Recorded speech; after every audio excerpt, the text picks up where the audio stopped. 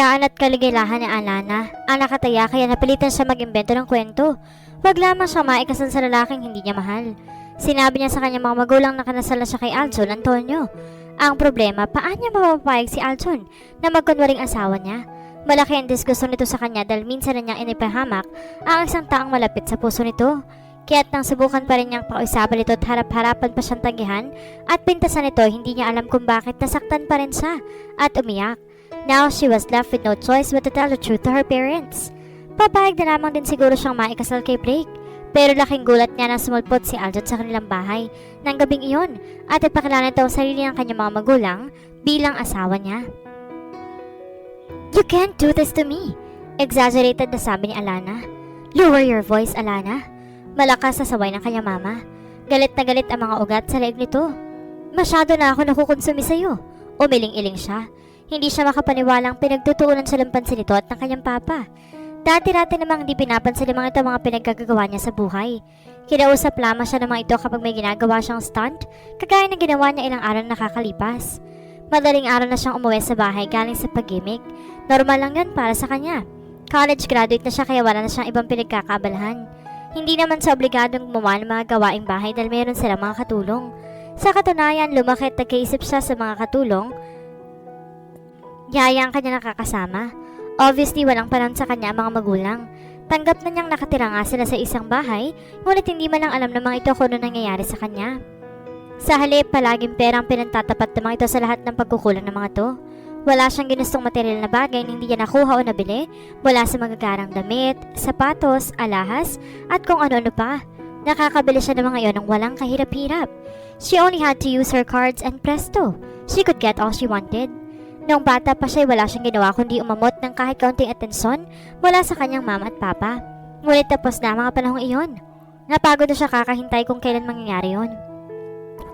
Kaya naman hinarap niya sa ibang bagay ang kakulangang iyon sa kanyang buhay. Kapag naiinis at nalulungkot siya, nagsha-shopping siya. Sa ganong parahan kahit paano nakakalimutan niya ang sitwasyon ng kanyang pamilya. Sa pakiwari niya, wala siyang pinagkaiba sa isang ulilang lubos na bata. Naturingan siyang may mga magulang pero mula pagkabata, absent na mga ito sa kanyang buhay. Bagkus, puro sakit ng ulo at kahihiyan lang daw ang binibigay niya sa mga ito. 15 anyo siya, na mahuli siya ng mga barangay tanod. Wala siyang pakialam sa curfew sakali ng mga katulad niyang minor na edad, kaya't hating gabi na paggalagala pa siya kasama ang kanyang mga kaibigan. Nag-enjoy pa nga siya noon sa paghabol sa kanilang mga barangay tanod. Dilala siya sa presinto. Galit na galit ang mama at papa niya nang dumating ang mga ito roon. Ganon na lamang ang matinding takot ng mga ito na makarating sa mga kaibigan at makakilala ng mga ito na bibilang sa mataas na antas ng lipunan ang pagre-rebelde niya kaya ginagawa ng mga itong lahat upang linisin ang mga kalat niya. Noong nasa high school siya, kung ano nung kamalitahan ang ginawa niya sa exclusive school for girls na pinapasukan niya. Pinagtitripan niya mga teachers niya. Palagi siya nagpapasimula ng gulo o kaya naman nagva-vandal siya. Nagkakat ng classes, nagme-makeup kahit bawal at nagsusuot ng improper uniform. So her teachers went crazy. Ang pinakamalaking kalokohang nagawa niya, kung kalokohang may tuturing iyon ay ang naipakalat niya sa campus na may relasyon ng guidance counselor ng si Mr. Roldan at ang advisor niyang si Miss Francisco. Naging malaking issue iyon dahil pamilyadong taong mga ito. Muntik na nga siya ma-expel at hindi makagraduate kung hindi ginamit ng kanyang mga magulang ang koneksyon ng mga ito. Hindi naman talaga siya niya katulad ng pinalalabas ni Mr. Roldan at Mrs. Francisco. Totoo namang may relasyon ng mga ito. Nakita kasi niya naghahalikan ng mga ito sa guidance office mismo. Pero sinarili lamang niya iyon. Tandang-tanda pa niyang araw na iyon. Madilim na noon, talos wala ng tao sa campus. Inabot siya ng gabi dahil pinatawag siya ng guidance office dahil sa pag-vandal niya sa loob ng comfort room ng mga lalaki. Sinabihan siya ni Mr. Roldan na isama niya kinaubagahan ang kanyang mga magulang. Sinermonan pa siya nito at ni Mrs. Francisco. Pagkatapos siyang pauwi ng mga ito, nauna na siyang umalis. Nakasakay na siya sa kotseng ginagamit ang driver nila na si Mang Fidel sa paghatid at pagsundo sa kanya nang mapunan niyang nawawala ang Gameboy niya. Hindi siya mapakali. Natatanda niyang nakalagay iyon sa kanyang pouch na pink at dala niya iyon sa loob ng guidance office. Inutusan niya si Mang Fidel na bumalik sila sa eskwelahan. Nang makapasok sa loob ng campus, dumiretso siya sa guidance office. Nagbabaka sakali siyang naroon pa si Mr. Roldan.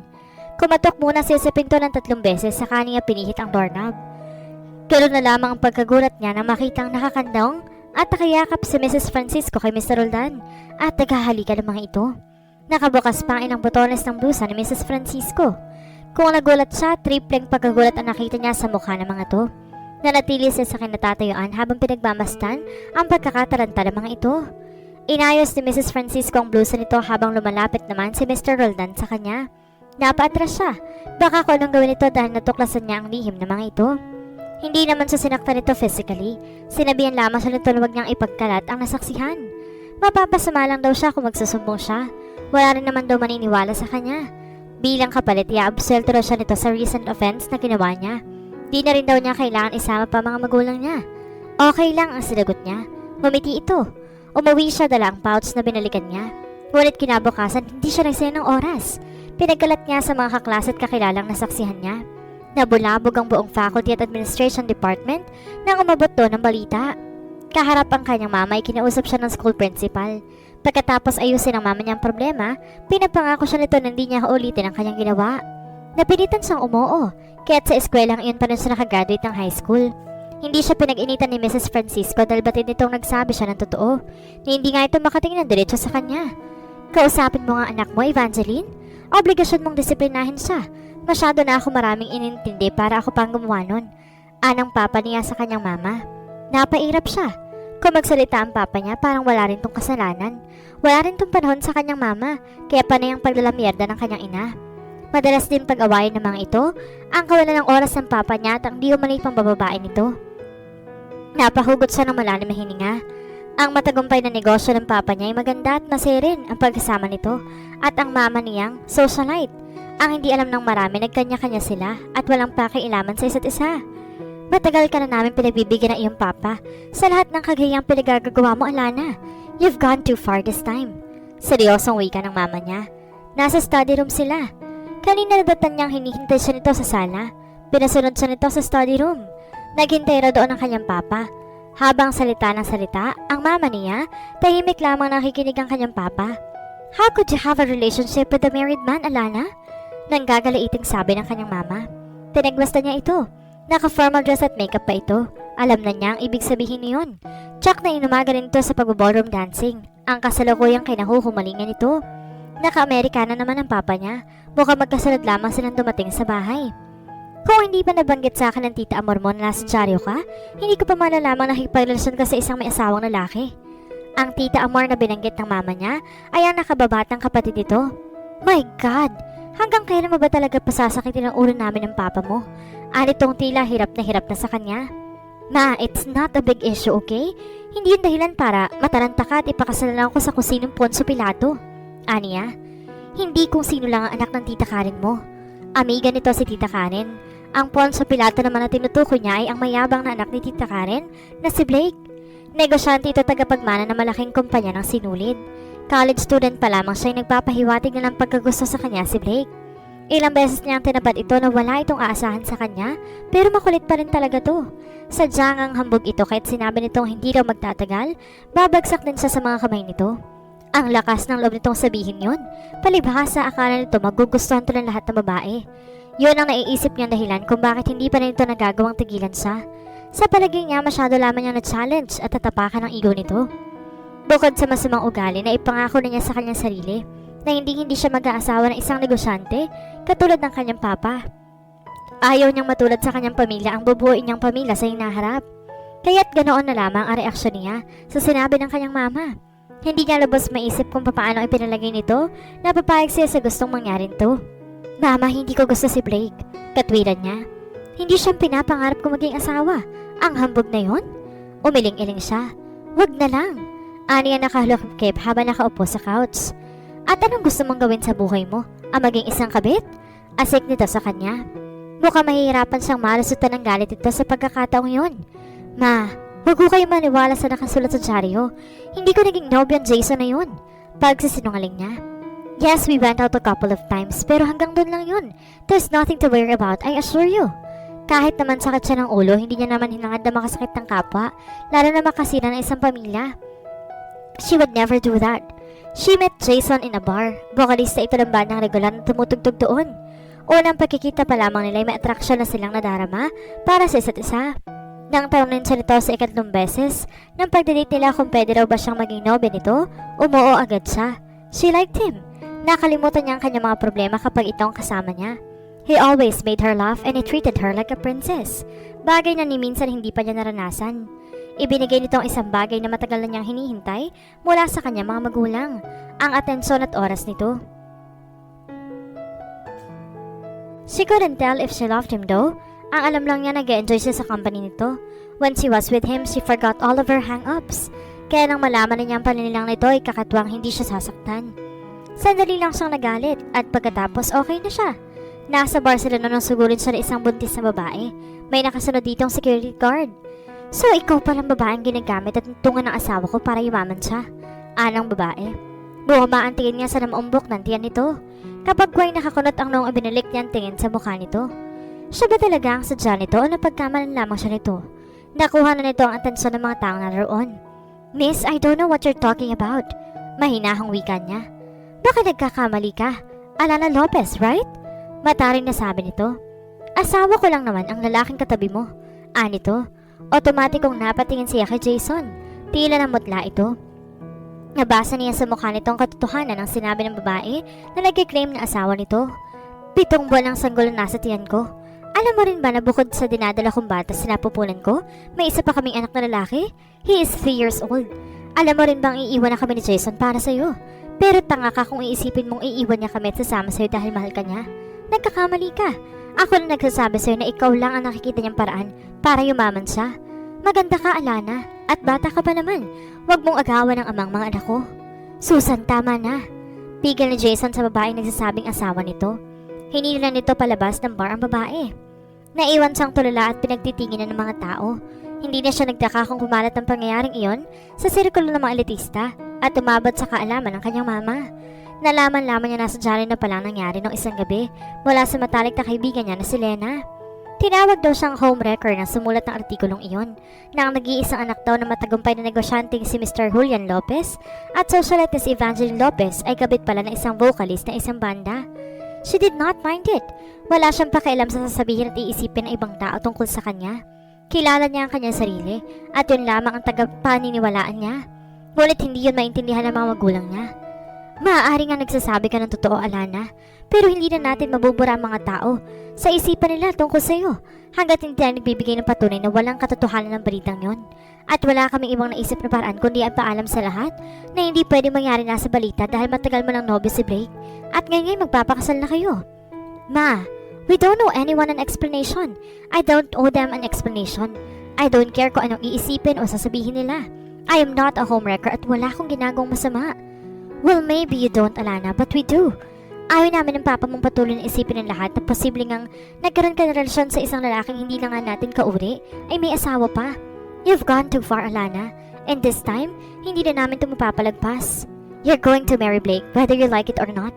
You can't be serious. Binalingan niya ang kanyang papa. Nakita niya sa ekspresyon ng mukha nito na yun din ang desisyon nito. Or are you? Magpapakasal ka kay Blake, Alana. Yun na ang pinaladesisyon namin ng iyong mama.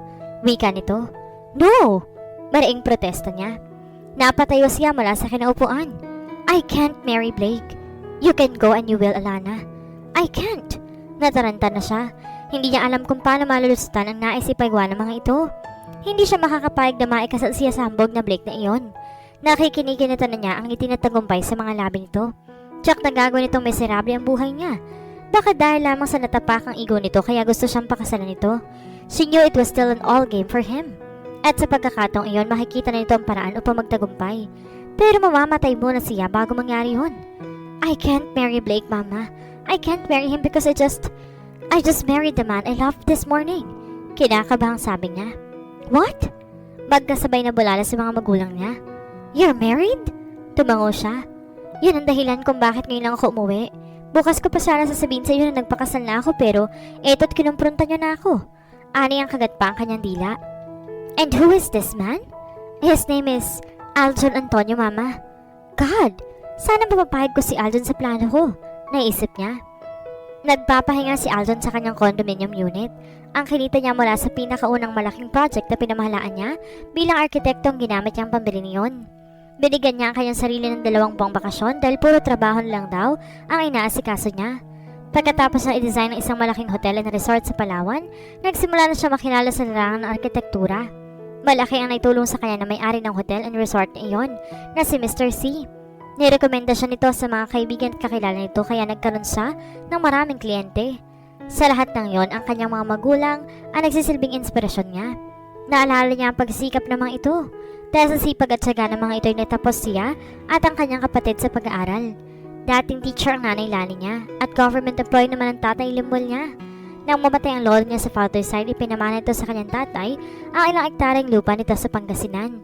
Ipinagbili iyon ng kanyang mga magulang sa mataas na halaga. Pagkatapos ay nag-resign sa trabaho ang mga ito at nagtayo na lamang ng negosyo. Magaling magluto ang kanyang nanay kaya isang kainan sa tapat na malaking universidad ang naisip na tayo ng mga ito. Specialty roon ang iba't ibang klase ng inihaw na ulam. Pumatok ang negosyong iyon. Hanggang ngayon ay buhay pa rin iyon. Sikat na sikat ang kanilang kainan. Sa katunayan, meron na yung branch sa ibang lugar. Ang bunsong kapatid niya na si Lena ang namamahala roon. Hindi naman daw ito nahihirapan dahil may assistant naman daw ito. Kahit papaano ay maalwan na ang kanilang pamumuhay. Ngayong kumikita na siya ng malaki, pinapamper niya ang nanay at tatay niya, pati na rin ang kanyang kapatid. Pinagbabakasyon niya mga ito sa magagandang lugar. Napakaganda rin ang kanilang bahay at nabili pa niya ang sasakyan ng kanyang mga magulang. Bukod pa yun sa jeep na nirigalo niya sa tatay niya na pinapabaundirehan ito. Lumaki siyang responsable, mapagpakumbaba at may takot sa Diyos. At dahil nagmula sa hirap, pinahalagan niya ang lahat ng bagay na nakapaligid sa kanya, lalong-lalo ng kanyang pamilya. Kahit abala-abala siya sa trabaho, tinitiyak niya na bibigyan pa rin niya ng oras sa mga ito. Protective din siya sa nag-iisang kapatid niya si Lena. Ayaw nakikipag-ibig dito sa kung sino-sino. Kaya naman nang makilala niya ang kaibigan nitong si Alana, agad siya nakaramdam ng disgusto sa dalagang yun. Pakiramdam kasi niya ay masamang impluwensya si Alana sa kapatid niya. Gayunpaman, hinayaan niya ang pagkakaibigan ng mga ito kahit ngayon nakatapos na mga ito.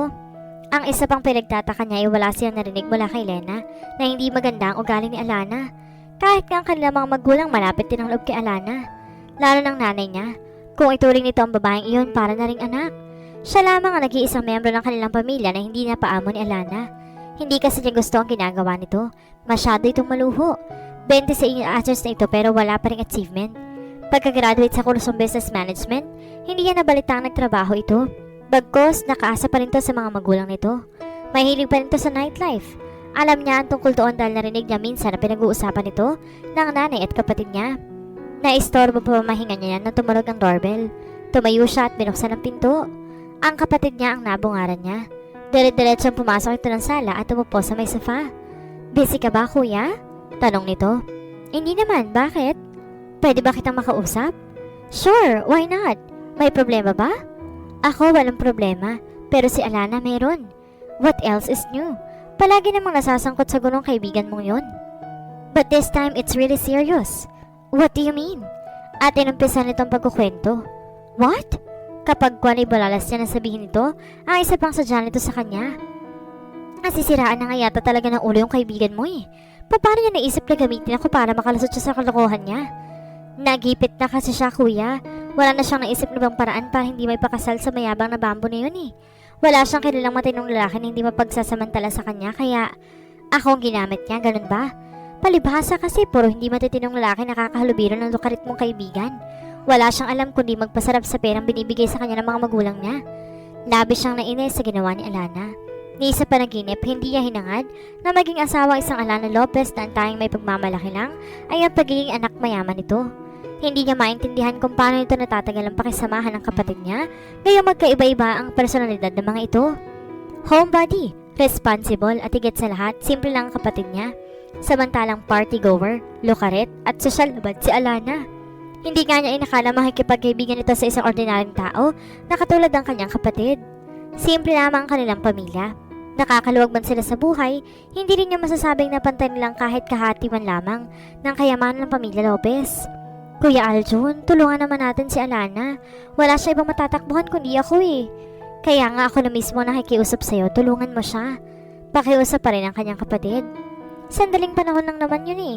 Yung pagkukunwari ninyo, tapos sasabihin lang daw niya sa parents niya na hindi nag-workout ang marriage ninyo kaya kayo naghiwalay. Lena, narinig ba ang sinasabi mo? Nalalaman mo ba ang gusto mo ipagawa sa akin ha? Hindi niya maintindihan kung bakit nag-abala pa itong ilapit sa kanya ang problema ng kaibigan nito, gayong batid itong hindi niya gustong ugali ni Alana. Kuya Aljun, Alana badly needs our help. She's my best friend. Hindi ko hayaang mapahamak siya sa kamay ng Blake na yon. Please help her. Pinagsaliko pa nito mga kamay. Bakit ako? Bakit di na lang kayo maghanap ng ibang lalaki na papatol sa kabaliwan ng kaibigan mo? Dahil bukod sa ang pangalan mo na ang nasabi niya sa parents niya, sa'yo lamang kami may tiwala na hindi magte-take advantage ng sitwasyon. Ayaw syempre na Alana na hindi niya alam ang background ng lalaking ipapakilala niyang asawa sa parents niya. Panlulo kung gusto niyo ipagawa sa akin, Lena. Umiling-iling siya. Hindi din niya alam kung ano pa maaari niyang sabihin upang ipabot dito ang pagtanggi niya. Kuya Aljun, kailangan itong gawin ni Alana, kung hindi, ipapakasal siya sa lalaking hindi nga niya mahal. Hindi pa maganda ang ugali. Kilala ko si Blake. Gusto lang niyang makuha si Alana dahil natapakan ng kaibigan ko ang ego niya. Ilang beses nang binasa at pinagsalitaan na hindi maganda ni Alana si Blake, pero hindi pa rin siya tinitigilan ng lalaking yun. Kung ganon, selfish at responsable pa rin si Alana. At isang kapritsyo na naman ito ang problema nilapit ito sa kanyang kapatid. Naisip ko kunwari ayaw niyang mapaugnay dito. Never. Hindi ba naman siya nasisiraan ng ulo para gawin yun? Ano na, Kuya Aljun? Pukaw ni Lena sa kanya. Nag-aaksaya ka lang ng oras sa kakakumbinsa sa akin. Hindi na magbabago ang isip ko. I said no and that's final. Kuya, I'm sorry Lena. Hindi ko mapagbibigyan ng pakiusap mo. Hindi ako papasok sa gulong ginawa ng kaibigan mo. Alana pulled up a stunt on her own, parindigan niya mag-isa yun. She should be responsible enough to clean her own mess. Hindi yung kapag nagkamali siya, hihingin niya tulong ng iba.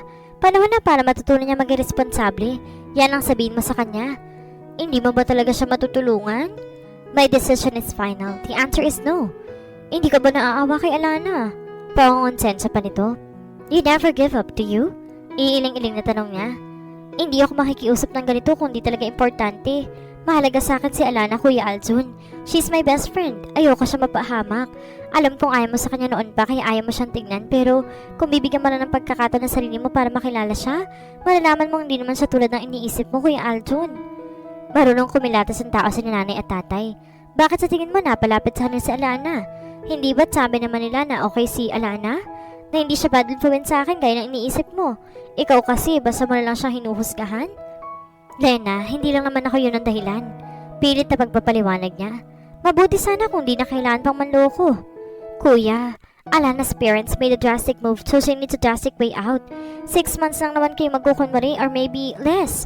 Tapos palalabasan ni Alana sa parents niya na hindi kayo magkasundo kaya naghiwalay rin agad kayo. And knowing how fickle-minded, impulsive and irresponsible your daughter is, they would believe it right away and won't ask any question. Is that what you're trying to say? Natahimik ito.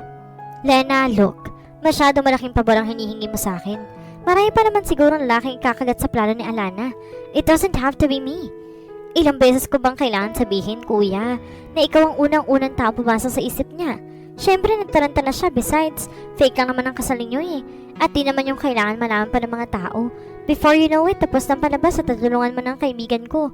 Please, Kuya, I beg you, help Alana. Pagsusumama pa ng kanyang kapatid. Tignan mo nga ang sarili mo, Lena. Halos magpapatay ka na sa pakikiusap para lang tumulong sa paglilinis ng kalat ng kaibigan mo. Please! Lena, matitiis mo bang mapahamak ang kaibigan ko? Kung makikilala mo lang si Blake, tiyak na ikaw pa mismo ang presentang magpakasal kay Alana. Umiling-iling siya. Ano bang pinakain ng Alana na yun sa kanyang kapatid? At ganun lang ang pamimilit sa kanya ni Lena. Parang gusto tuloy niyang puntahan si Alana at sermonan, gaya na matagal na niyang gustong gawin. Pagsasabihin na rin niya itong ayus-ayusin ng pagdadamit. Madalas sobrang ikli ng palda at sobrang nipis ng blouse sa suot nito. Halos makita lang panloob nito. Kapag kainitan naman ng panahon, naka-cowgirl outfit ito. Palaging namumula ang uso sa tuwing nakikita niya. Pinagsabihan pa niya ang kanyang kapatid na huwag niya makipagkaibigan dito dahil baka mapahamak lamang ito. Lena, di naman siguro gagawa ng hakbang parents si Alana na ikasasama niya. Kung ipakakasama niya si Blake, na yun, marahil ay naiisip lang na makakabuti yun sa kaibigan mo. Malay mo si Blake pa makapagpatino sa kaibigan mo. Ani niya sa kapatid. Naghahanap ng pagkalinga at pagmamahal si Alana. Kaya ganun siya. Kung kikilalan sa mga tao, makikita nila kung anong klaseng pagkataong meron siya at kung gaano kahirap ang mga pinagdaraanan niya. Bakit naghirap ba siya? What? Bulalas ni Alana nang marinig ang sinabi ni Lena na kondisyong binigay ng Kuya Aljun nito. Nasa Antonio's Grill ba sila? Pag-aari ng pamilya nito ang kainang iyon. Yun ang sabi niya ani Lena. Pero wag kang mag-alala, pumayag naman na siya eh. Gusto ko lang niya muna makausap. Hayaan mo na lang siya. Ang mahalaga, hindi ka may papakasal kay Blake. Mabuti nga aalis ang parents mo patungong Hong Kong eh. Di maobligang ipakilala kahit sa kanila si kuya. At sa totoong araw naman mawala sila, may pagkakataon pa kayo makambinsing tong husto ng kuya ko. Kung bakit kasi ang pangalan pa ng kuya mo unang pumasok sa isip ko eh. Ang totoo, si Aljon lamang talaga ang naisip niyang makakatulong sa kanya. Kahit halatang hindi siya nito gusto, alam niyang mabuting tao ito. Naintindihan niya kung bakit. Iniisip kasi dito na hindi siya bad influence sa kapatid nito. Hindi pa rin to naging malapit sa kanya. Aloof pa rin to sa kanya. Kahit napatunayan na niyang hindi siya bad influence. Kung pangilagan sa nito ay parang meron siyang sakit na nakakahawa. Kahit hindi sinasabi ng kanyang kaibigan, alam niyang katakot-takot na pamimintas at pamumuna ang sinabi ng kanyang kuya tungkol sa kanya. Hindi na lamang niya iniisip pa iyon na kahit ay natotoo. May mga pagkakataon na sasaktan sa indifference na pinapakita ni Aljon kapag pupunta siya sa bahay ng mga ito at nagkakataong nakikita sila roon. 30 anyos na ito. Matanda ito sa kanya ng 4 na taon, ngunit hindi niya ito tinatawag na Aljon. Hindi niya alam kung bakit. Marahil isa pa yun sa kinainis nito sa kanya ang hindi niya paggalang dito. Sinubukan niyang kaibiganin at mapalapit dito, ngunit nang mahalata niyang wala mangyayari sa pagpupursige niya, na maging kaibigan nito ay huminto na siya. Kung sinusubukan niya makipagkwentuhan dito, wala itong isasagot sa mga tanong niya, kundi simpleng oo at hindi. Kapag minamalas pa siya, tumangutang lamang ito kaya umiiling. Kapag nadaratan nilang nasa sala ito'y umaalis ito. Hindi rin kumikibot na hikisali sa usapan kung pagkumakain sa bahay ng mga ito. Lingid sa kalaman nitong kahit pa si Lena, labis siyang nasasaktan sa tratong iyon nito. Spoiled brat ang tingin nito sa kanya. Ngunit ibinasa na lamang nito iyon sa klase ng pananamit niya at sa pagiging party goer niya. Minsan pa nga pinagsalitaan sa nito, hindi niya iyon makakalimutan. Freshman pa lamang sila noon ni Lena.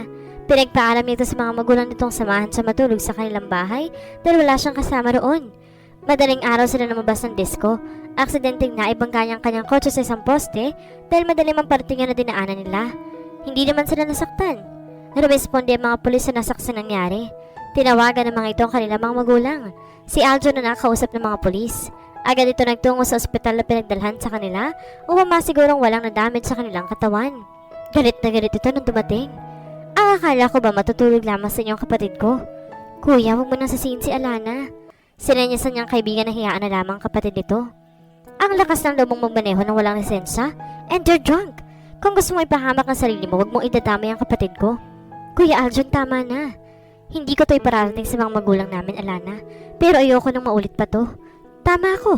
Hindi ka magiging mabuting impluensya sa kapatid ko. Kuya Aljon? Pumasok na kayo sa pick-up. Anito sa kapatid, saka siya binalingan. Iyahatid ka namin ni Lena at pagkatapos iuwi ko ng kapatid ko. Baka higit pa rito mangyari kapag doon ko pa siya pinatulog sa inyo. Kahit nasaktan siya ng husto noon, hindi siya umiyak. Pinigilan niyang tumulo ang nagbabantang mga luha niya. Ayaw niyang makita nitong naapektuhan siya. Ayaw niyang may nakakakita sa kanya na umiiyak siya. Gusto niyang isipin ng lahat na matapang siya, na masaya siya kahit sira ang kanyang pamilya. Naiintindihan naman niya si Aljon kung bakit ito sabi ang masasakit na salitang iyon. Inaako niyang pagkakamalit kaya siya talaga ang dapat sisihin. Pinagpapasalamat na lamang niya at wala nangyaring masama sa kanyang kaibigan. Hindi siya nagtanim ng galit kay Aljon dahil sa katwiran naman ito. May karapatan itong magalit. Hey Alana, pukaw ni Lena sa kanyang pagbabalik, diba? Matulala ka na dyan. Huwag kang masyado mag-alala, hindi naman nangangain ng tao ang kuya ko eh. Bakit daw kailangan ko pa siyang kumbinsihin? Hindi ba't napapayag mo na siya? Siguro naisip niya dahil magpapanggap kayo mag-asawa. Dapat ngayon palang masanay na kayo madalas na nagkikita, nag-uusap at nagkakasama. Iniisip din siguro niya na baka mahalata ng mama at papa mo na very awkward kayo sa isa't isa sa halip na in love kayo sa bawat isa. Pero kinakabahan ako na makaharap ang kuya mo eh. Hindi na ba pwede na tayong dalawa makipagkita sa kanya? Ano ba naging reaksyon niya nung sabihin mong gusto ko ipakausap sa kanya? Isipin pa lang na makikiusap siya na mag-isay na tetensya na siya at bumibilis ng tibok ng kanyang puso sa sobrang kaba. Paano kung singitan lang siya nito? Siyempre nagulat siya. Hindi niya na naintindihan kung bakit mo naisip na, ano mo na siyang sasabihin mong pakakasalan mo. But the mere fact na pawayag na siya at gusto kanya makausap, ibig sabihin na intindihan ka niya. Ganun nga kaya yun? Ang totoo kahit siya naguguluhan kung bakit si Aljon na naisip niya. Well baby, she knew she was a good man. At ayaw niyang mapasubo sa isang mapansamantalang lalaki. Kahit paano, may alam siyang mahalagang impormasyon tungkol kay Aljon. Kaya na mag-usisa ang kanyang mga magulang meron siyang naisagot. Tila pa nga napanatag ang loob ng kanyang papa na sabihin niyang isang matagumpay na arkitekto ang pinakasalan niya. Ngunit hindi ang kanyang mama. Masyado raw siyang nagpadalos-dalos sa pagdedesisyon. Nang tanungin siya nito kung bakit hindi man lamang niya kinonsulta ang kanyang ginawa, sinabi niyang wala namang panahon ng mga ito para makinig sa kanya. Doon ito hindi nakaimik. Kabilin-bili na namang itong iharap niya ang kanyang asawa pagbalik naman ito mula sa Hong Kong. Kung maraming tanong mga ito, natitiyak niyang wala pa yun sa kalahati na mga itatanong sa ni Logan kapag nagkausap na sila. Tiyak na sasabihin nito na napakakapal ng mukha niya. Hay Alana, alam mo ba itong pinasok mo? Napabuntuhan niya siya. Mamamatay siya kapag nangyari yun. Maisip pa lamang na nakakalokong isinantagumpay nito ay mas gugustuhin pa niya na harapin ang galit at paninermo ni Aljon sa kanya. Basta pa pagkatapos ng tutulungan siya nito. Tatanggapin niya lahat ng sasabihin na ito.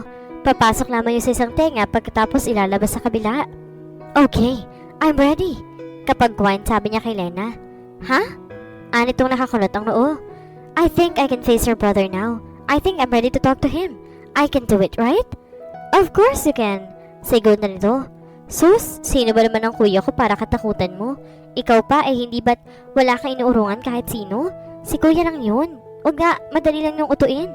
Bumuntang huningalit siya upang mailabas ang tensyon at kabang nararamdaman. You're right. Sang-ayon niya. Walang masamang mangyayari kung haharapin ko si Aljon Antonio. Tao lang din siya kaya bakit ako kailangan kabahan at matensyon ng ganito? Besides, dapat lang kausapin ko siya dahil ako may kalingangan sa kanya. That's the spirit. I'm going to face Aljon. Yes, you are, girl. You can do it. He would surely help me, wouldn't he? That's what he assured you, right? Tumango ito. I know my brother. He could say no to anyone who badly needs his help, and I am proud of him. Yes, I have to believe that. Logan is my only way to get rid of Blake. Keep that in mind and everything will turn out that way we want to be. Go for the gold, Anana. Pampalakas loob pa nito sa kanya. Nang nasa tapat na ng pinto ng condominium unit ni Aljon si Alana, si lalaki na naman sa matinding kaba. Kung kaninang kasama niya si Lena ay napakatapang niya, ngayon tila biglang naglaho iyon. Hindi niya magawang iangat ang kanyang kamay upang kumatok sa pinto. Inaasahan ni Aljon ang pagdating niya kaya natitiyak niya na naghihintay ito sa kanya. Bago siya umalis ng Antonio's Grill, pinakausapan niya si Lena na samahan siya nito hanggang sa labas lang ng condominium ng kuya nito ngulit tumanggi ito. Lalo lamang daw siyang kakabahan. Isipin pa lang daw ng Kuya Aljon ito ang huling barahan niya. Come on, Alana. Just knock on the door. Talk to him and move on. Kailan ka ba natakot? Di ba't sa Diyos ka lang natatakot? Huminga ulit siya ng malalim bago niya iniangat ang isang kamay upang kumatok. What's taking you so long? He asked. Palabas ako kanina na makita kitang pupunta ka dito sa unit ko. And that had been like 20 minutes ago. Anitong tumingin pa sa lalong pambisig. Having cold feet, Alana? Narinig sumuwa pa ka ng kalokohan itong ginagawa mo ngayon. Napaawang kanyang labi sa sobrang pagkabigla sa mga narinig na sinabi nito. Hindi pa man parang hindi niya mapapangatawanan. Ang pangakong hindi niya sasagutin ito, tahayaan na lamang niya na pagsalitaan siya nito na masasakit. The nerve of this man. Ito ba ang pakikiusapan niya? You know, get in. Putol nito sa sasabihin niya. I don't have the whole afternoon for this. Niluwagan ito ang pagkakabukas ng pinto. Do you want to get in? Or do you want to go home and forget about the thing you have to say? Hindi pa rin siya nakaimik. Wala pang tumarata sa kanya ng ganoon. Nasanay siya ang mga lalaki nagpapa-impress sa kanya. She was used to men blessing her. But Aljon was different. It doesn't like you, remember? Pilit kinalma niya ang kanyang sarili. Mabuti na lamang niyang pinapasok na sa loob ang unit ito. Yun ang ulang beses na nakita niya nakapasok siya sa unit na iyon ito. Hindi na siya nagulat na makitang malinis at maayos ang loob niyon. She knew him as an organized man. Sit down. Masyado siyang kabado at tensyonado para maupo sa single-seater sofa. She needed space to breathe kaya naupo siya sa mahabang sofa. What do you prefer to drink? Soda, coffee, water? No, thank you, she told him. Hindi mo na kailangan mag-abala pa. Lumapit ito sa refrigerator na tanaw mula sa sala. Pagbalik may dala itong lata ng soda. Start talking. Maotoridad na sabi nito. Ani mo isang criminal shot itong investigador. Tila interogasyon na magaganap ng mga sandaling iyon. Hindi pa nito ang tab ang latang hawak nito at uminom mula doon. Tinignan niya ito, lalo itong gumapo. Lihim na pinagalitan niya ang kanyang sarili dahil sa kabila ng hindi magandang pagtanggap ito sa kanya, nagawa pa rin niyang pansinin ang itsura nito. Matagal nang lumipas ang pagkakaroon niya ng crush dito. Nawala yan nang malaman niyang mababa ang tingin nito sa kanya. Alana? Pukaw nito sa atensyon niya. Ha? Sabihin mo na kung ano sasabihin mo. I want to hear everything you have to say. Hindi ba't nasabi na sa'yo lahat ni Lena? I want to hear it straight from you. Nainis na talaga siya sa pagka-demanding nito. Pumikit siya at pagkatapos ay bumuntong hininga. Sandaling rumehistro ang amusement dyan sa mga mata nito. Nagdududa talay siya kung tunay ang emosyong iyon. Why don't we have to do this way, Aljun? Lakas na wika niya kahit halos mabingin na siya sa lakas ng kabog ng kanyang dibdib. Sasagutin ko ang lahat ng gusto mong itanong. Total naman nasabi na si Len ang pake ko sa pagpunta mo rito. Hinimas-himas ito, ang baba nito. Okay, anito saka ikinibit ang mga balikat. Hindi mo pwedeng sabihin mo lang sa parents mo na ayaw mo magpakasal kay... What's his name again? Blake, sagot niya. Yeah, Blake. Hindi ba pwedeng panindigan mo na lang na ayaw mo magpakasal sa lalaking yun? Matigas naman ang loob mo, hindi ba? It seems wala kang kinatatakulan at wala ka ng pinangangilagan. Ginawa mo rin kung ano ang gusto mong mangyari. Why not apply the same attitude on this matter? Bakit hindi mo na lang igiit sa parents mo ang pagtutol sa gusto na mangyari? Ito na nga po, nagsimula ng panalait ito sa pagkatao ko. Anang isip niya. It's different this time. Kapag Juan ay sabi niya, how different?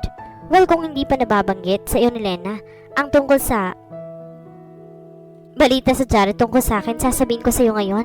Yung si Logan napabalita sa Jared na that you had an affair with a married man and the wife of that man confronted you in a bar. Oh, I read about that. Pinigilan niya ang paghuhulagpos ng kanyang emosyon kahit nahimigan niya ang pangungutya sa tinig ito. I didn't know Jason was married, Logan. Oh, really? Really? If you say so, aritong muling kinibit ang mga balikat. It's just that you strike me as the kind of person who would try different things. What do they call that nowadays? Adventurous? Are you trying to say na alam kong may asawa si Jason kahit nung bago pa ako makipagrelasyon sa kanya? I am not trying to imply anything. I'm just being curious. That's all. Kumirot ang kanyang puso. Bakit tila nasaktan siya? Dahil ba hanggang na mga sandaling iyon ay hindi pa rin nagbabago ang impresyon nito sa kanya? Hindi niya maintindihan kung bakit gano'n na lamang kakayahan nitong saktan ang kalooban niya. What he thought of her should not matter at all. But then it mattered and that really bothered her. Hindi na mahalaga. Sa akin kung naniniwala ka man o hindi sa sinasabi ko. Gaya na sinasabi ko, nakarating ang balitang iyon sa parents ko. And they believe I've gone too far this time. Kaya para sa kanila, mas makakabuti magpakasal na lamang ako sa lalaking gusto nila. Kapag nangyari iyon, saka lamang daw sila matatahimik. And I know I could not argue with them this time. Sila ang magulang mo, kaya't sila nakakalam na makakabuti para sa'yo. Kahit hindi nila kilala si Blake, napailing-iling siya. Can you believe it? They're claiming they know what is good for me when they don't even know me. Nagkukunwari lang sila nagmamalasakit sa akin. Ang totoo, wala silang iniisip mo ni reputasyon nila. Natigilan siya na ma-realize kung ano nasasabi niya. Jeez, Alana, tama bang maglabas ka ng hang-ups mo na wala naman pakilamang lalaking kaharap mo? What were you thinking? I'm sorry. Inging paumanhin niya kay Aljun. Going back to our topic, hindi ako pwedeng ikasal kay Blake dahil sinabi ko na sa mga parents ko na nagpakasal na ako sa ibang lalaki. And they just took it like that? Hindi ba sila nagduda na baka gawa-gawa mo lang ang lahat? Well, alam nilang kaya kong gawin ng kahit na ano, kaya marahil naisip nilang hindi nga malayong totoong nagpakasal na ako. Now they want to meet you. Me? Nagulat na tanong nito. I mean, yung Aljun Antonio na sinabi kong pinakasalan ko at ngayon ay asawa ko na and that's you. Nahihiyang wika niya. Hindi siya makatingin ng diretso rito. Parang bigla siyang nahiya rito. In the first place, kiniinisan nga siya nito. Pagkatapos ito pang naisip niya isang kalang. Ano na lamang iisipin nito na pinapantasya niya ito? Pirilig niya ang kanyang ulo. Look, I don't know. I know I have don't right to use your name, but you're right. I know that. Ito na yata ang pinakamahirap na taong nakausap niya sa tanang buhay niya. Pero ang pangalan mo ang kauna-unahang naisip ko. Alam kong wala akong karapatang hingin ng tulong mo but I'm asking for it nonetheless.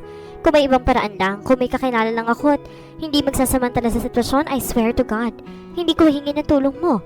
Believe me, ikaw ang pinakauling taong lalapitan ko. Gosh, mali naman yata nasabi ko. Sa sobrang pagkataranta niya kung ano na pang kanyang sinasabi. She did not know if she was making any sense at all. O lalo lamang siya nagmumukhang katawa-tawa sa paningin ni Aljun. But you're asking for my help now. Yes, and that's because I don't have any choice. I promise I'm going to make it easy for you. I'll do everything I can. How can you possibly make it easy for me when you're asking me to lie to your parents? It's the only way I know, believe me. I will make it easy for you. How? Tell me, how can you do that? I could be a good wife to you. Labis niyang kinagulat ang dinagtong na iyon ng kanyang isip. Mabuti na lamang hindi niya nais sa tinig iyon. Kapag nagkataon magiging malaking kahiyan iyon para sa kanya. She did not want to be Aljun's wife, did she? I could pay you. Sa halip, yun ang sinabi niya. Umayos ito ng pagkakaupo. You will pay me? Tila hindi makapaniwalang tanong nito. Yes. Kanda o tala sagot niya. Name your price. Babayaran kita ng kahit magkano para sa tulong na ibibigay mo. Tumawa ito ng malakas. Hindi niya inaasahan yun. You will pay me. Kapag Juan, ulit ito sa sinabi niya. What's so funny about it? Naiirita na siya. Para kasing may kahalong pang insultong pagtawa nito. Tumayo ito at saka nagbalakad-lakad. Tinatanong mo pa kung ano nakakatawa sa sinabi mo, ha, Alana? Muli itong humarap sa kanya. I will tell you what's so funny about it. Tumayo ito sa harap niya. Hinawakan na magkabil ng balikat niya at pagkatapos dahan-dahan siyang tinayo. Mukhang nagalit ito. Alam mo ba kung ano nakakatawa, ha, Alana? Anito habang inilalapit ang mukha nito sa mukha niya. Nakakatawa ka dahil akala mo makukuha mo lahat ng gustuhin mo gamit ang pera mo. Well, ito ang dapat mong malaman. Hindi lahat ng tao nasisilaw sa pera. Meron pa rin mga tao may prinsipyo at kayang kumita ng pera sa sarili nilang paraan. Ibahin niyo kami. Ibahin mo ako. Hindi ako nasisilaw sa pera. Kaya kong kumita sa sarili kong paraan. Hindi ako katulad ng iba na gumagamit ng perang hindi naman nila pinaghirapan. Kaya wag mo ako sasilawin ng pera mo, maliwanag ba? Mariin at mabigat na ako sa nito. Natakot siya kay Aljon. Hindi niya intensyong tapakan ang pagkataon nito sa pag-aalok niya ng pera. Ang tanging hangad lamang niya makabayad sa tulong na binibigyan nito sa kanya. Naginit ang sulok ng kanyang mga mata. Bago pa niya namalayan at napigilan ang sarili na laglag ng mga luha niya. Masakit na masakit ang kanyang kalooban. Maya-maya pa'y umuugan ang kanyang mga balikat at napapasigok na sa tindi ng emosyong kanyang nararamdaman. Ito ang pinakahuling taong gusto niya makasaksi sa kanyang kahinaan. Pero sa harapan nito siya nag-breakdown. Hindi niya mapapatawad ng kanyang sarili dahil doon. Umatras siya upang makawala mula sa pagkakahawak nito sa kanya. Tuloy-tuloy pa rin ang pag-aagos ng kanyang mga luha. Naramdaman na niya ang panginig ng kanyang katawan. Hindi na talaga niya makontrol ang kanyang emosyon. Na magangat siya ng tingin kay Aljon, nakita niya ang pagkagulat na nakabadha sa mukha nito. Alana, bigkas ito sa pangalan niya. Umiling-iling lamang siya. Gusto na niyang umalis ng lugar na iyon. Gusto niyang maglaho sa harapan nito. Gusto niyang wag magpakita rito kahit kailan. Ilang beses pa siyang napasigok-sigok sa pagpipigil na magkaroon ng tunog ang kanyang pag-iyak. I should be going. Nanginginig ang boses, sabi niya. Bago pa siya mapigilan nito'y mabilis na siyang lumabas ng pinto. Nung nasa labas siya ng elevator, hindi niya alintana mga kasakay niyang napapatingin sa kanya. Matagal nang wala si Alana, ngunit nananatili pa rin nakatayo at nakatingin sa pintong nilabasan nito si Aljon. Tulala pa rin siya sa naging reaksyon nito dahil sa masasakit na salita na hindi sinasadyang nabitawan niya rito. Na makabawi, lumabas siya ng pinto at inalam kung maaabutan niya pa ito. Ngunit hindi na niya ito nakita. Pumasok ulit siya sa kanyang unit. Sinara ang pinto at nanghihinang napaupo sa mahabang sofa. Dama niya ang malakas at mabilis na pagtibok ng kanyang puso. Pumikit siya ng mariin at saka sumandal sa sofa. Ano ba ang nagawa niya? How could he be so rude? Paano niya nagawang saktan ng damdamin ni Alana? Kahit anong justification ng ginawa niya, hindi pa rin may tatangging mali ang kanyang ginawa. Pinaiyak niya ito. Ang balak niya ay intimidate, inisin at pikunin lamang ito para malaman niya kung hanggang saan ang tatagal nito. Kung susuko ito at hindi na lamang hihingi ng tulong niya ang pagpapasansan siya nito, mapapayag lamang siya nito. Damn it! Bakit ibang nangyayari? Oo nga't malaking disgusto niya rito at uminit ang kanyang ulo nang sabihin nito nakanda siyang bayaran nito. Pero hindi pa rin sapat na dahilan niyon upang saktan niya ng labis ang damdamin nito. Naawa siya dito na makita niyang umiiyak ito. Panay ang paghikbi nito. Halos hindi na nga ito makahinga. At nang makita niyang tila hirap na hirap ito sa pagpipigil ng emosyon, halos madurog ang puso niya. Tila ba puno ng pait, sakit at pagdaramdam ang puso nito. God, I've hurt her. Paulit-ulit na wika ng isip niya. Lalong bumigat ang kanyang pakiramdam. Oh God, what have I done? Si Alana pa lamang babaeng umiyak ng ganun sa harap niya. He respected woman. Kahit ano o sino pa iyon, malaki ang pagpapahalaga niya sa mga babae dahil sa kanyang ina at bunsong kapatid. Ngunit ngayon sa pang naging dahilan ng pag-iyak at pagsama ng loob ni Alana. Kung hindi lamang siya natulalay, nahabol sana siya nito. Gagawin niyang lahat upang mapawi ang sakit na dinulot niya rito. Hindi rin sa papayag na umuwi itong masamang-masamang loob. Sa kalagayan nito, baka kung ano pang nangyari dito. Baka may maisipan itong gawin. Baka dahil sa labis sa sama ng loob ang aksidente ito sa pagmamaneho. Lalo pat wala naman itong driver. Lalo siyang nabagabag. Tinawagan niya ang kanyang kapatid. Sasabihin niya rito ang nangyari kahit alam niyang maaaring magalit ito ng husto sa kanya. Gusto lamang niya makatiyak na maayos na makakauwi si Alana sa bahay ng mga ito at walang mangyayaring masama rito. Sweet heavens! He had never felt so guilty as he was right at the very moment, and he blamed himself for feeling guilty. He had acted like a jerk. Nang umagang yon, dumating ang mga magulang ni Alana. Batid niyang hindi lumalabas sa mga ito pagkatapos magpahinga, na rin naasahan ng mga itong ipapakilala niyang lalaking kanyang pinakasalan. Yun ang pangako niya bago umalis sa mga ito. Yun din ang araw na sinabi niyang isasama na siyang umalis ng kanyang asawa. Ngunit hindi na yun mangyayari pa. Wala siyang maiaharap na Aljon Antonio. Kaya wala siyang magagawa kundi aminin sa mga ito na hindi naman totoong nagpakasal siya. Mapipilitan din siyang pumayag na maipakasal kay Blake. Inisip niyang umalis na lamang ng kanilang bahay at mamuhay na mag-isa. Graduate naman siya ng kursong business management. Ngunit nagbagong isip niya na malalang buhat nga pala na makagraduate siya, wala pa siya naging trabaho. Wala siyang work experience na may pagmamalaki sa mga kumpanyang a-applyan niya. Kapag nalaman na may-ari ng kumpanyang a-applyan, anak siya ng something si Mr. Julian Lopez, tsak na magtataka mo ngayon kung bakit kailangan niya magtiyaga sa babang posisyon. Malamang hindi siya tanggapin o kaya naman maging daan iyon upang matunton siya ng kanyang mga magulang. Ayaw naman niyang ibenta mga gawaang paintings niya. Narinipon niya mga iyon para sa exhibit na binabalak ng isagawa. Kulang pa nga mga yun. Kapag nakompleto na naman yun ay saka siya maghahanap ng agent na pwede maghanap na magi-sponsor sa kanya. Hindi na niya alam ang gagawin. Tsak gagamitin ng mga magulang ang koneksyon ng mga ito para wala siya magawa, kundi magpakasal sa Blake na iyon. At hindi niya gustong mangyari yun. Nang kumatok sa pinto, isa sa mga kasambahin nila at sinabing nakanda ng hapunan, gusto naman niyang maiyak dahil wala siyang iharap na asawa sa kanyang mama at papa. Pagkatapos sila mag-usap ni Logan, nakatanggap naman siya ng tawag mula kay Lena. Tinanong nito kung ano nangyari sa pag-uusap nila ng Kuya Logan ito. Wala siyang intensyong sabihin sa kaibigan at totoong nangyari dahil ayaw niyang magkasamaan sila ng loob ng mga ito. Kaya kahit anong pilit sa kanya ni Lena, hindi siya sinabi ang totoo. Sa halip, sinabi niyang nagbago na ang kanyang isip. Naaaminin na lamang niya sa kanya mga magulang na hindi siya nagpakasal. Tama si Logan sa nais itong iparating sa kanya. Problema niya yun kaya dapat lamang na siya ang mag-isang lumutas. Hindi tamang idamay pa niya ito at si Lena para lang malusutan niya ang kasalukuyang sitwasyon. Nang muling magsalita ang kasambahay nilang si Manang Mila, sinabi niyang susunod na lamang siya. Hindi na siya nag-abalang mag-ayos. Asul na pajama, puting t-shirt na may mukha ni Elmo ang suot niya. Wala pagkabata, paborito na niya ang mga karakter sa Sesame Street. Alana, ang sabi ng mama mo, dalian mo raw at naghihintay ng bisita, sabi ni Manang Mila. Kumunot ang kanyang noo. Bisita? May bisita sila? Si Blake kaya yun? Bago pa niya matanong si Manang Mila, narinig niya ang papalayong yabag nito. Lalo siyang nanlumot na wala ng gana magbihis para maging presentable sa harap ni Blake. Ngunit bakit pupunta ang lalaking yun gayong alam ng mga magulang niyang darating ang sinasabi niyang asawa? Pinano ba talaga namang itong imbitahan si Blake kasabay ng pagdating ng asawa niya? Kapag pinagtapat na niya ang ginawang kasinungalingan na nakaharap si Blake, lalo siyang pagtatawanan ng mayabang lalaking yun. Sadya nga yatang pinarurusahan sa tadhana. Kailangan ba talaga siya masaktan ng labis?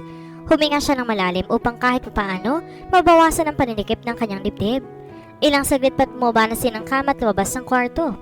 Nabagman sa kalooban niya ay kailangan niyang harapin ang kanyang mga magulang, pati na rin ang Blake na iyon kung ito man ang dumating nilang bisita. Nakasimangot siya na hindi na siya nag-abalang magsuot ng sapin sa mga paa. Hindi rin niya inayos ang pagkakapusod ng kanyang buhok. Basta tinaas niya iyon gamit ang clamp. Ganun lamang ang ayos niya kapag nasa bahay. Madalas siyang kinagagalitan ng kanyang mama dahil doon. Dapat daw kapag lumabas siya ng kwarto parati siya nakaayos para kapag may biglang dumating na bisita, hindi raw nakakahiya. Ayaw raw nitong maaabutan siya ng mga bisita na walang kaayos-ayos. Ano na lamang daw sasabihin ng mga amiga nito? Na naturingan nitong socialite at trendsetter ng kabataan nito pagkatapos ang anak maaabutang hindi nakaayos? Napailing-iling siya. Walang ibang nasa isip ang kanyang mama kundi ang sasabihin at iisipin sa kanila ng mga tao. Pilit pang pinalalabas itong perpektong kanilang pamilya. Halos hindi nga sila nagkikita. Mabibilang ang mga pagkakataong magkakasabay sila sa pagkain. At isa sa iilang pagkakataong iyon ay ang gabing iyon. Kung nagkasundo sila ni Aljon na tuloy ang pagpapanggap ito bilang asawa niya, hindi sana siya namamroblema kung paanong babawiin sa kanyang mga magulang ang mga nasabi niya. Kung bakit naman kasi nabanggit-banggit pa niya kay Aljon ang tungkol sa pera. Ngayon na-realize na insulto niya ng hustong pagkatao nito. Muli, hindi niya masisisi ito kung magalit man ito at kaya ng dati, lihim na inako niya sa kanyang sarili ang kasalanan. She provoked him. She was asking too much of him that could possibly give. Masyadong malaki ang sakripisyong hinihingi niya rito. Nasa ganun siyang pag-iisip na tuluyan siya makababa ng hagdan. Naroon at nakaupo na sa magkabalang single-seater sofa ang mama at papa niya. As usual, naka-Amerikana ang kanyang papa. Tuwid na tuwid ang pagkakaupo samantalang naka-formal dress naman ang kanyang mama at kumpleto ang set ng perlas sa katawan nito. Pagkatapos din ng mga ito ay nabaling ang tingin niya sa lalaking nakaupo sa mahabang sofa. Sweet heavens! Is this some kind of a joke? Anang isip niya. Naranaginip pa siya ng gising o namamarikmata? O totoong si Aljon Antonio nakikita niya nakaupo roon at nakatingin sa kanya? What was he doing here? Papanong naroon to ng mga sandaling iyon samantala na maghiwalay sila nito? Galit na galit nga ito sa kanya. Pumikit siya at muling dumilat upang matiyak kung si Aljon ba yung nakikita niya. Ngunit hindi ito nawala sa paningin niya. Si Aljon nga nakaupong iyon. Nakastaks ito na beige at pink na long sleeve polo. Nakataas sa mga manggasiyon hanggang sa siko nito. But he looked so good. Napakatikas at napakagwapong tingnan ni Aljon sa suot nito. Sino ba namang babae ang hindi mangangarap na makuha ang atensyon ng lalaking to? Yun ang laman sa isip ni Alana habang nakamasid dito. Para napakasarap isipin na sa kanya lamang ito pinagkaloob ang atensyong tinutukoy niya at hindi sa kahit sinong babae. Alana, look at yourself! Tila bigla siyang natauhan ng marinig ang exasperated na tinig na iyon ng kanyang mama. Bakit ganyan ang suot mo, bata ka? We're going to have dinner with your husband and you are not dressed yet? Heaven forbid! Hindi ko lang alam kung kailan ka magtitino, bata ka. Very much like my mother, she thought. Evangeline, hayaan mo ng anak mo. Narinig niyang sabi ng kanyang papa sa kanyang mama. Alana, we've met your husband. Why don't you come here and greet him? Isang alanganing itim binigay niya sa kanyang papa. Malakas na malakas ang kabog ng kanyang dibdib nang lumapit sa mga ito. Tumayo naman si Aljon at isang matamis na itim pinagkalob nito sa kanya. Good evening, sweetheart. Bati nito sa kanya at saka hinalikan nito ang kanyang noo. Nakatulog ka ba? Masuyong tanong pa nito sa kanya. Habang mukhang na-rehearse itong husto ng pagpapanggap, siya naman hindi malaman kung anong ikikilos. Naramdaman pa niya ang bahagyang panginig ng kanyang katawan nang dumampi ang mga labi nito sa kanyang noo. Oh boy, am I in heaven already? Hindi naman. Kanda-utal na sagot niya. Hindi siya makatingin ng diretso sa mga mata nito dahil sa labis na pagkailang. Ni sa imahinasyon hindi niya inasahang darating ito at bibigay ang tulong na hinihingi niya. Hindi naging maganda ang paghihiwalay nila, kaya nga desidido na siyang harapin na mag-isa ang kanyang problema. Kahit hindi sabihin ito'y alam niyang hindi kusang ginawang pagpunta nito sa kanilang bahay. Natitiyak niyang pinilit lamang ito ng kapatid nito. And knowing her best friend, katakot-takot na pananumbat at pamimilit ang ginawa nito, mapapayag lamang nitong kuya nito at tulungan siya. At dahil hindi kayang tiisin ni Logan ng kapatid, wala itong nagawa kundi pumunta sa kanilang bahay at ituloy ang pagkukunwaring asawa niya. Nakaramdam siya ng hindi matatawarang hiya sa isiping labag sa kalooban nito ang ginagawang pagtulong sa kanya. Para tuloy siyang kaawa-awa na kailangang limusin ng tulong. She should have known Lena would do everything to help her. Hindi na siya magtataka kung nasa isip ni Aljon na sinamantala niya ang pagiging best friend ng kapatid nito. My God, Alana, ni wala ka pang suot na tsinelas. Bakit ba hindi mo pa rin mainto ang habit mong yan na magpalakad-lakad sa bahay na nakayapak para ka pa rin bata? Mabuti na lamang wala na mga maiga ko ngayon. Pura na naman ang kanyang mama. Hay nako Aljon, kailangan mo pagtiisan ang ugali ng asawa mo.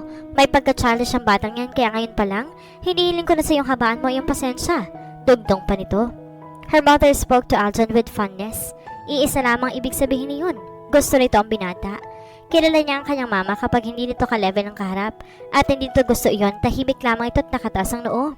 Ngunit hindi ganun nakikita niyang pakikitungo nito kay Aljon. My God! Obviously, her parents had immediately liked her husband, or should she say, pretend husband. Why don't you formally introduce your husband to us, Alana? Pukaw sa kanya ng papa niya. Napapitlag pa siya nang maramdaman ng paghawak ni Aljon sa likod niya. Masyado siya nagugulan at nabibilisan sa mga pangyayari. Hindi niya iyon napaghandaan. Iba ang pinaghandaan niya kaya talagang nangangapa siya ng gusto. Ma? Pa? Meet my husband. Aljon. Aljon? Meet my parents. Kanda-utal na sabi niya. Napilitan na siyang ipakilala mga ito sa isa't isa kahit hindi siya komportable sa eksenang iyon. I'm pleased to meet you, ma'am. Sir? Sabi naman ni Aljon sa mga ito. Hindi ba dapat lang na mama at papa na rin ang tawag mo sa amin? Yaman din lamang at sama mo ng anak namin. Tanong ng kanyang papa kay Aljon. Marino na sinabing yun ito at tinatanggap nito si Aljon bilang asawa niya. Nag-guilty siya dahil doon. Kahit gaano kalaki ang pagkukulang ng mga ito sa kanya, hindi pa rin niya dapat niloloko ang mga ito. Salamat po sa pagtanggap ninyo sa akin, Papa, Mama, ani Aljon sa mga ito. Nadoble ang guilt na nararamdaman niya. Idinamay pa niya si Aljon sa kanyang problema. Welcome to the family, Iyo, anang mama niya. Magpamano sana rito si Aljon ngunit agad itong sumenyas na halik sa pisngi ang gusto nito. Nakangiti namang hinalikan ni Aljon ang kanyang mama. Pagkatapos niya nagmano ito sa kanyang papa na tumayo na rin. Hindi niya maipaliwanag ang kanyang nararamdaman habang pinagmamasdan niya ang mga ito. Parang gusto niyang maluha sa eksenang nasaksihan. Pakiramdam kasi niya sa unang pagkakataon napasaya niya ang kanyang mga magulang. Parang totoong-totoong nakikita niya. Siya man muntik nang madala sa ligayang nakikita niya sa mga ito. Muntik na siya maniwalang totoong asawa niya ang pinakikilala niya sa kanyang mga magulang. Bakit pa bigla niyang hiniling na sana hindi na lamang pagkukunwari ang lahat? Bakit parang niyang gusto maging totoong Mrs. Aljon Antonio? Ikaw nang bahala sa anak namin, iho. Ipinapabay na namin siya sa iyo. Alana, may be a lot of things but I can vouch that you're lucky to have her. And we do love her. We want nothing but the best for her. Kahit hindi namin yung matagumpay na ipapakita sa kanya. Nagulat siya sa sinabi ng kanyang papa. Yun ang unang beses na rinig niyang nagsalita ito ng tungkol sa kanya. And her father spoke of her as though he loved her. Makakaasa ho kayo, papa? Tugon naman ni Aljon. Ang mabuti pa mag-dinner na tayo, tuloy natin tuloy yung pag-uusap. Anang papa niya. Magkakasunod na nga sila nagtungo sa dining area. Nakahain na ron ng hapunan. Naupo sila ni Aljon sa magkatabing silya at di pa rin nawawala ang pagkailang at tensyon niya. Manang Mila, hindi mo na itatanong. Nag-asawa na si Alana at itong si Aljon na napangasawa niya. Ayang papa niya kay Aling Mila. Isa-isa nitong nilalagyan ng malamig na mango juice ang kanilang mga baso. Siya nga ba, Alana?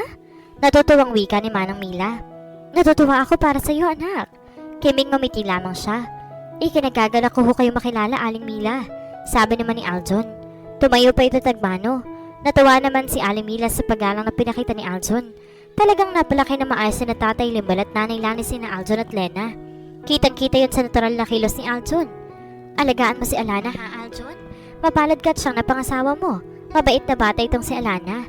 Maluha-luha pang wika ni Aling Mila. Siya man ay naluha.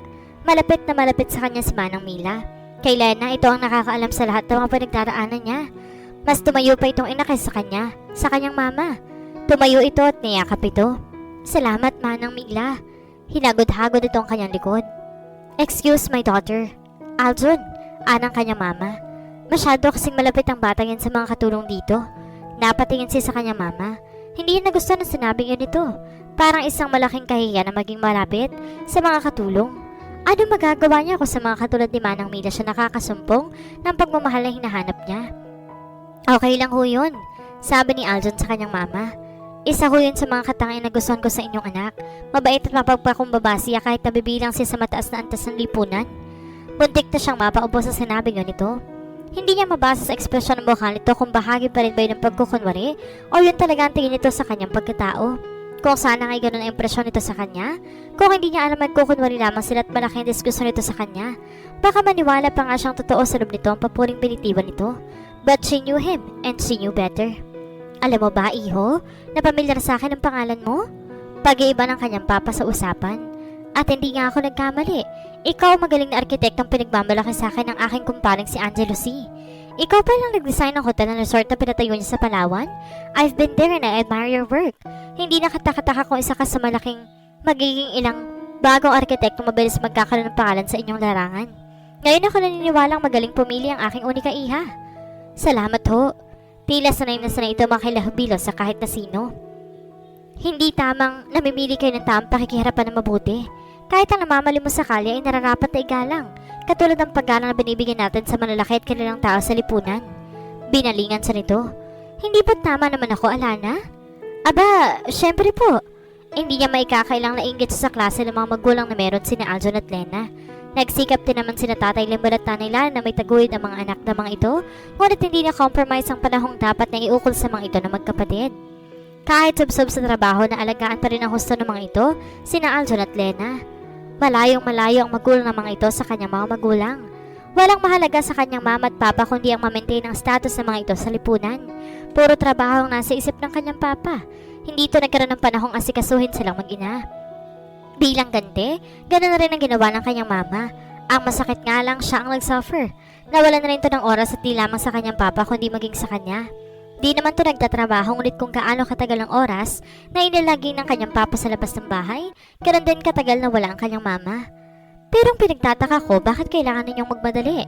Bakit di ninyo pinlano ang church wedding ninyo? I don't see any reason why you had to marry in the snap of a finger. Sunod-sunod na tanong ng kanyang mama. Pagkakataon niya para magpaliwanag. Mahirap na't baka wala na kandang sagot si Aljon sa mga ganong klase ng tanong. Actually, Mama, it was my decision, she said. Ako ang nagpilit na magpakasal na lamang muna kami ni Aljon sa West. Saka na lang din namin paplanuhin ang church wedding. Ayoko naman muna ng mga hassles.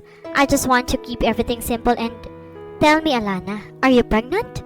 Mabilis na tanong ng kanyang mama. What? Nagdadalang tao ka ba kaya nagmamadali kayo magpakasal? Ma, I'm not pregnant. Mariing tanggi niya. Hindi kami nagpakasal dahil buntis ako. Well, I admit it was a spur of the moment thing. Bigla ko lang naisip na nasa tamang edad na kami ni Aljun. Tinanong ko siya kung willing siyang pakasalan ako right at very moment and he said yes. Then we got married. That's it. Bakit ngayon mo lang siya pinakilala sa amin? Tumingin to sa mga kamay nila ni Aljun. Bakit wala yata ako nakikitang wedding ring sa mga daliri niyo? Ma, in case you have forgotten, palagi kayong wala ni Papa sa bahay kaya walang parang makilala si Aljun. And about the wedding rings, bukas pa namin makukuha yung mga singsing na pinasadya namin.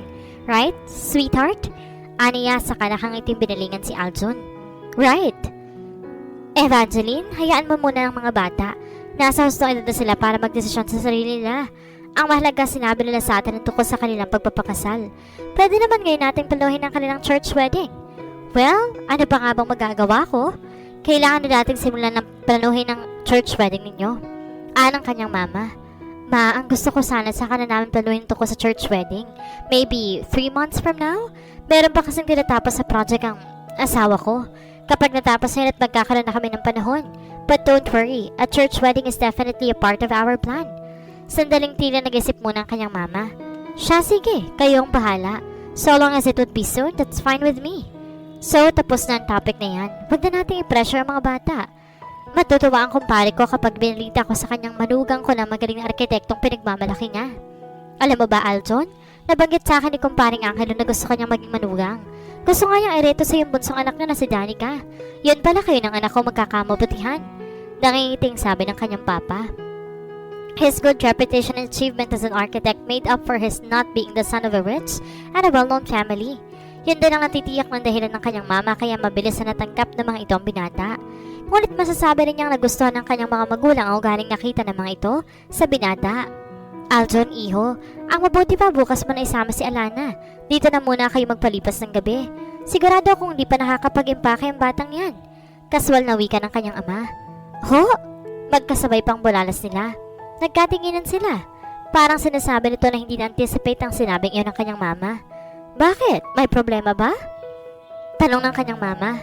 Pinilit niyang umiti. Wala ma, hindi lang namin naasahan na okay lang sa inyo na magpalipas ng gabi dito si Aljon. Aniya, wala namang masama ron. Welcome na rito si Aljon. Besides, kasal na kayo. Walang masama kung dito na magpapalipas ng gabi ang asawa mo. Madilim sa labas. May palagay akong anumang oras babagsak ng ulan. Ayoko umalis pa kayo at bukas na lang kayo ng umaga umalis. Anang kanyang mama. Tama nga ang mama nito. Dito ka na matulog. Sabi naman ng kanyang papa. Wala ho kasing wala hong dalang damit ang asawa ko. Hindi naman problema yun. Hindi naman nagkakalayo ang taas at pangangatawan ng papa mo kay Aljon. Ihatid ko na lang sila sa sarili niyo mamaya ang damit na pwedeng gamitin ni Aljon. Patay. Hindi pumasok sa isip niyang makakasama niya si Aljon sa isang kwarto. Sino tinatawagan mo at bakit nakangaisi ka dyan? Nagtatakang tanong sa kanya na esposa niyang si Mrs. Lopez. Bit-bit nito ang damit na pinahiram niya kay Aljon. Tatawagan ko lang si kumparing Angelo. Tiyak na magugulat siya dahil ang pinagmamalaking arkitekto ay asawa na ngayon ng anak ko. Muli siyang napapindot sa cellphone. Maya-maya ay sumagot ang kabilang linya. I've got news for you, kumpare. Aniya nang marinig ang pamilya na boses ni Angelo C. What is it, kumpare? Remember your favorite architect, Aljon Antonio? What about him? Gusto mo bang kunin ang serbisyo niya? No, kumpare. Gusto ko lang ibalita sa iyong kinasal na siya sa anak kong si Alana. Really? Hindi ko na lamang kinasal siya. Kung sa bagay, ilang buwan na rin nakakalipas mula nang huli kami magkita. Pumalatak ito. Parang nanghihinayang. Kung ganon, hindi ko na pala magiging malugang ang batang yon. Too bad, kumpare. Aljon is a good man. I've known him for more than 5 years. Ang katulad ng batang yun ang pangarap ko maging anak. Napangiti siya na maluwag. Tuwang-tuwa siya talagang mabuting taong kanyang manugang. Nang maisara ni Alana ang pinto ng kanyang kwarto, hindi niya magawang kumarap kay Aljon. Nanatili siya nakaharap sa pinto. Napapikit siya habang nakahawak sa doorknob. Hindi niya iyon magawang bitawan. Tila may mga kabayo naghahabolan sa loob ng kanyang dibdib sa lakas ng kabog niyon. Pakiramdam niya ilang sandali pa ibibigay ng tuhod niya at mabagsak na lamang siya sa sahig. What am I going to do? Never in her wildest imagination had she imagined she would share a room with Aljon. Huwag mong sabihin kaya mong matulog na nakatayo at nakarap sa likod ng pinto. Tanong nito sa kanya. Hindi na rin niya magawang humarap dito. Sana nga ba napunta ang tapang niya? Alana, be brave enough to face me, ani Aljon. Sinangkot ko ng sarili ko sa problema mo. The least you could do now is face me and talk to me. Pag-usapan natin kung anong dapat natin gawin. Nagpakawala muna siya ng buntong hininga bago dahan-dahang pumihit siya paharap dito. Now come here and sit down. Anito sabay turo sa gilid ng kama. Anong ginagawa mo rito? Talong niya sa harap na sundin ang sinabi nito. Kumulot ang noon nito. What? Ang sabi ko anong ginagawa mo rito? Bakit ka nandito? Are we being ungrateful here, Alana? I believe I just saved you. At doon ang pinagtataka ko. Bakit nagbago ang isip mo? Bakit dumating ka pa rin sa kabila na nangyari? Ikaw ba naman ang minung-minutong sumbatan ng kapatid mo? Gumisi pa ito. Di na ako nakatanggi. Pinilit ka ni Lena? Tumango ito. Nang walang humpay. Hindi ka na dapat pang pumunta rito. Tama ka naman eh. Problema ko di tamang itamay kita sa problema ko kay ni Lena. Alana, tapos na yon. Nasabi na natin sa parents mo mag-asawa na tayo. Ang pagtuunan natin ng pansin ngayon kung paano natin maitutuwid ang pagkukunwaring ito. Because you see, Alana, I hate lying to people. Mabilis na nilingilid sa luha ang kanyang mga mata. Bago pa nito mapansin, nasabihan na niya ito na palagi na lamang niyang dinadan sa pag-iyak. Ang lahat ay katakot-takot na pagpipigil ang ginawa niya. I'm sorry. Kapag guway mahinang wika niya. I'm sorry you had to lie for me. Pumuntong hininga ito saka humarap sa kanya. I'm sorry too. Wika nito. Nagtatanong ang mga matang napatitig siya rito na marinig niya ang paghingi ng pauman nito. Di niya alam kung bakit ito biglang nagsorry. I'm sorry about what I've said the last time we talked. Napatango-tango siya. Ngayon alam na niya kung bakit. I didn't mean to hurt you. Nagagalit lang ako na alokin mo ako ng pera na para bang kaya mong bilhin ng buong pagkatao ko. May kung anong malamig na bagay ang humaplos sa kanyang puso na marinig ang paliwanag na yun ito. Ang ibig sabihin yun kasi hindi nito sinasadyang saktan siya. Na nabigla lamang ito nakapagsalita ng ganon. You see, Alana, hindi lahat ng bagay kayang tapatan ng pera at hindi lahat ng gustong tumulong naghihintay ng kabayaran. Malaking insulto sa akin ang pag-aalok mo ng pera na para bang yun ang magiging dahilan kung bakit ko ibibigay ang tulong na hinihingi mo. Hindi yan napigilan ng pagtulong ng kanyang mga luha. Mabilis na pinahid niya iyon. I'm sorry, I swear, hindi ko sinasadya. I did not mean to insult you. Wala akong masamang intensyon na alokin kita ng pera. Believe me, hindi ko... I realize that now. Putol nito sa iba pang sasabihin niya.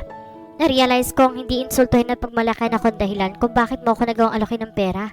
Because to tell you frankly, I don't need your money. I can provide anything you want and anything you need if you are my wife. Napakasarap sanang pakinggan ang mga salitang iyon kung totoong kasal nga sila, kung totoong may bahay nga siya nito. Ngunit isa lamang palabas ang lahat. Ginagawa nito yun hindi dahil gusto siyang tulungan nito. Ginawa nito iyon dahil hindi nito matiis si Lena. Ito nga nagsabing napilitan lamang itong pumayag. Hindi niya dapat makalimutan yun. I'm sorry. Hinging paumanin ulit niya. Wala kasi ako alam na sabihin kundi ang mga katagang yon. Nahihiya talaga siya dito. Let's forget about it. Besides, tama na minsan paghingi ng pamanhin sa isang taong maaaring saktan mo. Maririnig na niya iyon. Maintindihan ka ng taong hinihingan mo ng sorry. Isa pa, ayoko pa uling makitang umiiyak ka. Nagulat na naman siya. Ayaw nitong makitang umiiyak siya. Bakit? Gayon pa may sumibol pa ring tawa sa kanyang puso sa isiping iyon. What I'm trying to say is, hindi ko gustong nakakakita ng babaeng umiiyak. Biglang bawi nito. Gaya ng nanay at kapatid kong babae. Mahal na mahal ko sila. Ayoko nakikitang nasasaktan sila. Baka nga makapatay ako kapag naagarabyado sa kanila. Humanga siya rito. Mabuting tao ito. Hindi nga ba't yun ang unang-unang dahilan niya kung bakit ito agad ang naisip niya ipakilala ang asawa sa kanyang mga magulang? Tumango-tango siya. Salamat. Kapag kway wika niya. For what? For helping me. Tinulungan mo ako kahit labag yun sa kalooban mo. Tatanawin ko itong malaking utang na loob. No need. Anitong tila tumututol sa sinabi niya. Para bang ayaw nito magkaroon ng ibang koneksyon sa kanya bukod sa gagawin itong pagtulong. And that hurt her more than she could ever explain. Ginawa ko to para kay Lena. Kailangan ka niya. Kung anong problema mo, problema na rin niya. Ganon din siya. I could not say no to her. Napilitan siyang tumango. Kulang na lamang diretsang ipamukha nito sa kanya na kung hindi lamang dahil kay Lena nung kang makisangkot ito sa problema niya. Ouch! Daing ng kanyang puso. Kailanman hindi malalaman ni Aljon kung gaano kalaki ang epekto ng maliit na pagtingin nito sa kanya. Hindi nito malalaman kung gaano kasakit na isipin hindi siya nito magugustuhan kahit kaibigan lang kahit kailan. Pasensya ka na kung kailangan mo pang matulog dito. Kapag kway sabi niya. No harm done. Wala na rin taman tayong magagawa eh. Kailangan natin parindigang mag-asawa nga tayo kahit di naman yung totoo. I'm just wondering what they would think of me after our pretend marriage has been annulled. I'm sorry. Hey, stop saying sorry, will you? I'm in this problem already. All we have to do is to get on with the show. I know it's easier said than done, but we can't do anything about it now. Biglang may kumatok sa pinto. Alana, iha? Narito ng damit na gagamitin ni Aljon. Narinig niyang sabi ng kanyang mama mula labas ng pinto. Mabilis tinungo niyang pinto bago binuksan sa redura. Nilingon muna niya si Aljon. Ready? She asked him. Nag-thumbs up ito. Tumango siya at saka pinihit ang doorknob. Ma! Aniya na mabungalan ito. Here! Anitong inabot ang ilang damit ng kanyang papa. Kinuha niya mga iyon. Thanks, ma. Everything okay, Aljon?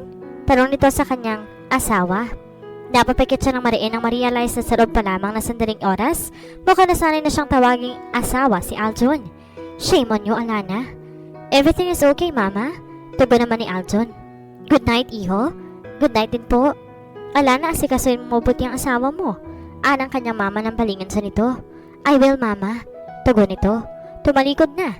Sinara niya ang pinto. Sumandal siya sa likod niyon, saka muling napapikit. Jeez, what have I done? Mahinang tanong niya sa kanyang sarili. You've got yourself a husband. Narinig niyang sabi ni Aljon. Otomatikong napadilat siya. Sandaling nawala sa kanyang isip na naroon nga pala ito. What? Pagmamaang-maangan niya. I said you've got yourself a husband. Ulit naman ito sa sinabi. I heard you're asking yourself what you have done. Tanging sabi niya. Yes, segunda naman ito. Yan ba ang susuot ko?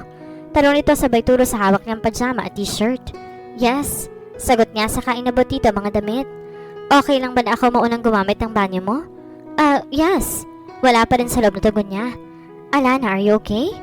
Ha? I was asking, are you okay? Me? Of course. Mabilis pang sabi niya. Go ahead, use the bathroom. Are you sure? Tumango-tango lamang siya. Tumalikod ito at pumasok sa loob ng banyo. Nangihinang binagsak niya sa kamang kanyang katawan. Inaasahan ng kanyang mga magulang na isasama na siya ni Aljon. Yun kaya ang gagawin nito? Napailing-iling siya. Hindi niya alam kung anong gagawin at iisipin. Napakaling bagay ang ginawa niyang pagpapanggap ni Aljon. Pagkatapos kailangan pa siyang isama nito sa kondominium nito. Di naman nila maaaring ipaalam kina Nanay Lani at Tatay Limbal ng mga nangyayari. Napagkasundoan ni Lena na ililihim ang lahat sa magulang ng mga ito. Gagawa na lamang siya ng paraan upang ipospon kung sakaling hilingin ng mama at papa niya makilala mga ito na mga magulang ni Aljon. They could pull the show off for at least 3 months. Pagkatapos yun palalabasin niyang hindi sila nagkakasundo ni Aljon, na siya ang may problema, na nagsasawa na siya sa kanilang pagsasama. Siguro naman makakalusot ang alibay nilang yon. Fickle-minded and impulsive. Dalawa lamang yun sa mga negative traits na palaging pinipinta sa kanya ng mga magulang niya. Tiyak nang hindi naman magtataka mga ito kung magagaling man sa kanya ang problema sa pagsasama nila ni Aljon. Sa ganong paraan hindi papangit ang tingin ng mga ito kay Aljon. Yun na lamang ang pwede niyang gawin. Para sa binata, tinulungan siya nito at malaking sinakripisyo nito kaya hindi siya papayag na itong mapasama. Anong gagawin nila ni Aljon kapag nagkasama na sila sa condominium nito? Kakausapin kaya siya nito o hindi malang iimikin? Magsasama ba sila sa iisang silid o sa labas ito matutulog? Ang pagkakaalam niya ay isa lamang kwarto ng condominium nito. Saan siya matutulog kung ganun? Dahil sa labis na tensyon parang batang sumampas siya sa kama, saka tumalon-talon sa ibabaw niyon. Ganun ang ginagawa niya kapag naiinis siya o kaya masyado natetensyon at natataranta. You can do it, Alana. Of course you can do it. I have so much faith in you. Aniya sa kanya sarili habang patuloy sa pagtalon-talon. All you have to do is to get on with the show. Before you know it, it's already over. Tapos na ang palabas at babalik na sa normal ng buhay mo, lalo-lalo ng buhay ni Aljon. You can do it, Alana. I know you can do it, girl. Pagkatapos sunod-sunod na sabihin yon, kinanta pa niya ang kantang inaawit niya kapag natetensyon siya. I want you to want me. I need you to love me. And I love you to love me. And I'm begging you to beg me. Shine my old brown shoes. Get on dirty works if you say that you love me. Habang kumakanta, umakto pa siya na parang tumutugtog ng gitara. Hindi pa rin siya tumitigil sa pagtalon-talon. Yes, you can do it, Alana. Absolutely. Napalakas ang wika niya. Kapag ko'y napahinto siya na marinig na pumalakpak. Nalumingan siya sa gawin ng banyo, nakita niya nakatayo at nakasandal sa pinto niyon si Aljon. He was grinning at her. Suot nito ang pajama t-shirt ng kanyang papa. Amused na amused habang nakatingin sa kanya. Shame on you, Alana. Not only did you allow yourself to burst into tears in front of Aljon, but you also let him witness your crazy side as well. Sobrang hiya na kayo kung pumasok na lamang si Alana sa banyo. Ilang sandaling nagkulong doon. Paglabas ay tahimik na nilatag na niya ang hihigaan nito. Pasipol-sipol ito habang nakaupo sa gilid ng kama at pinapanood ang kanyang ginagawa. Alam niyang may kasamang pang-inis ang pagsipol na iyon dito. Paano hindi niya maiisip yun? Katono ng kinanta niya habang nagwawala siya ng himig na sinisipol-sipol nito. Pagkatapos ang may ayos ang higaan nito'y sumampala siya sa kama at nahiga. Good night, sweetheart. Nanunodyo pang wika nito sa kanya. Hindi niya akalaing pabiro at mapang-inis din pala ito. Si Kuya Aljon, di naman talaging masungit. Yun nga ang pinakamagulo at pinakamapang-asal na taong nakilala ko eh. Naalala niya ang sabi sa kanya ng kapatid nito. Naisip niya eksesibo lamang yata ang pagiging suplado at mapanghusga nito. Sweetheart, I said good night. Narinig pa niya ang sabi nito. Aren't you going to kiss me good night? Or you'd rather repeat that performance a while ago, Sa harip na sumagot, nagtalokbong siya ng comforter at tumalikod dito.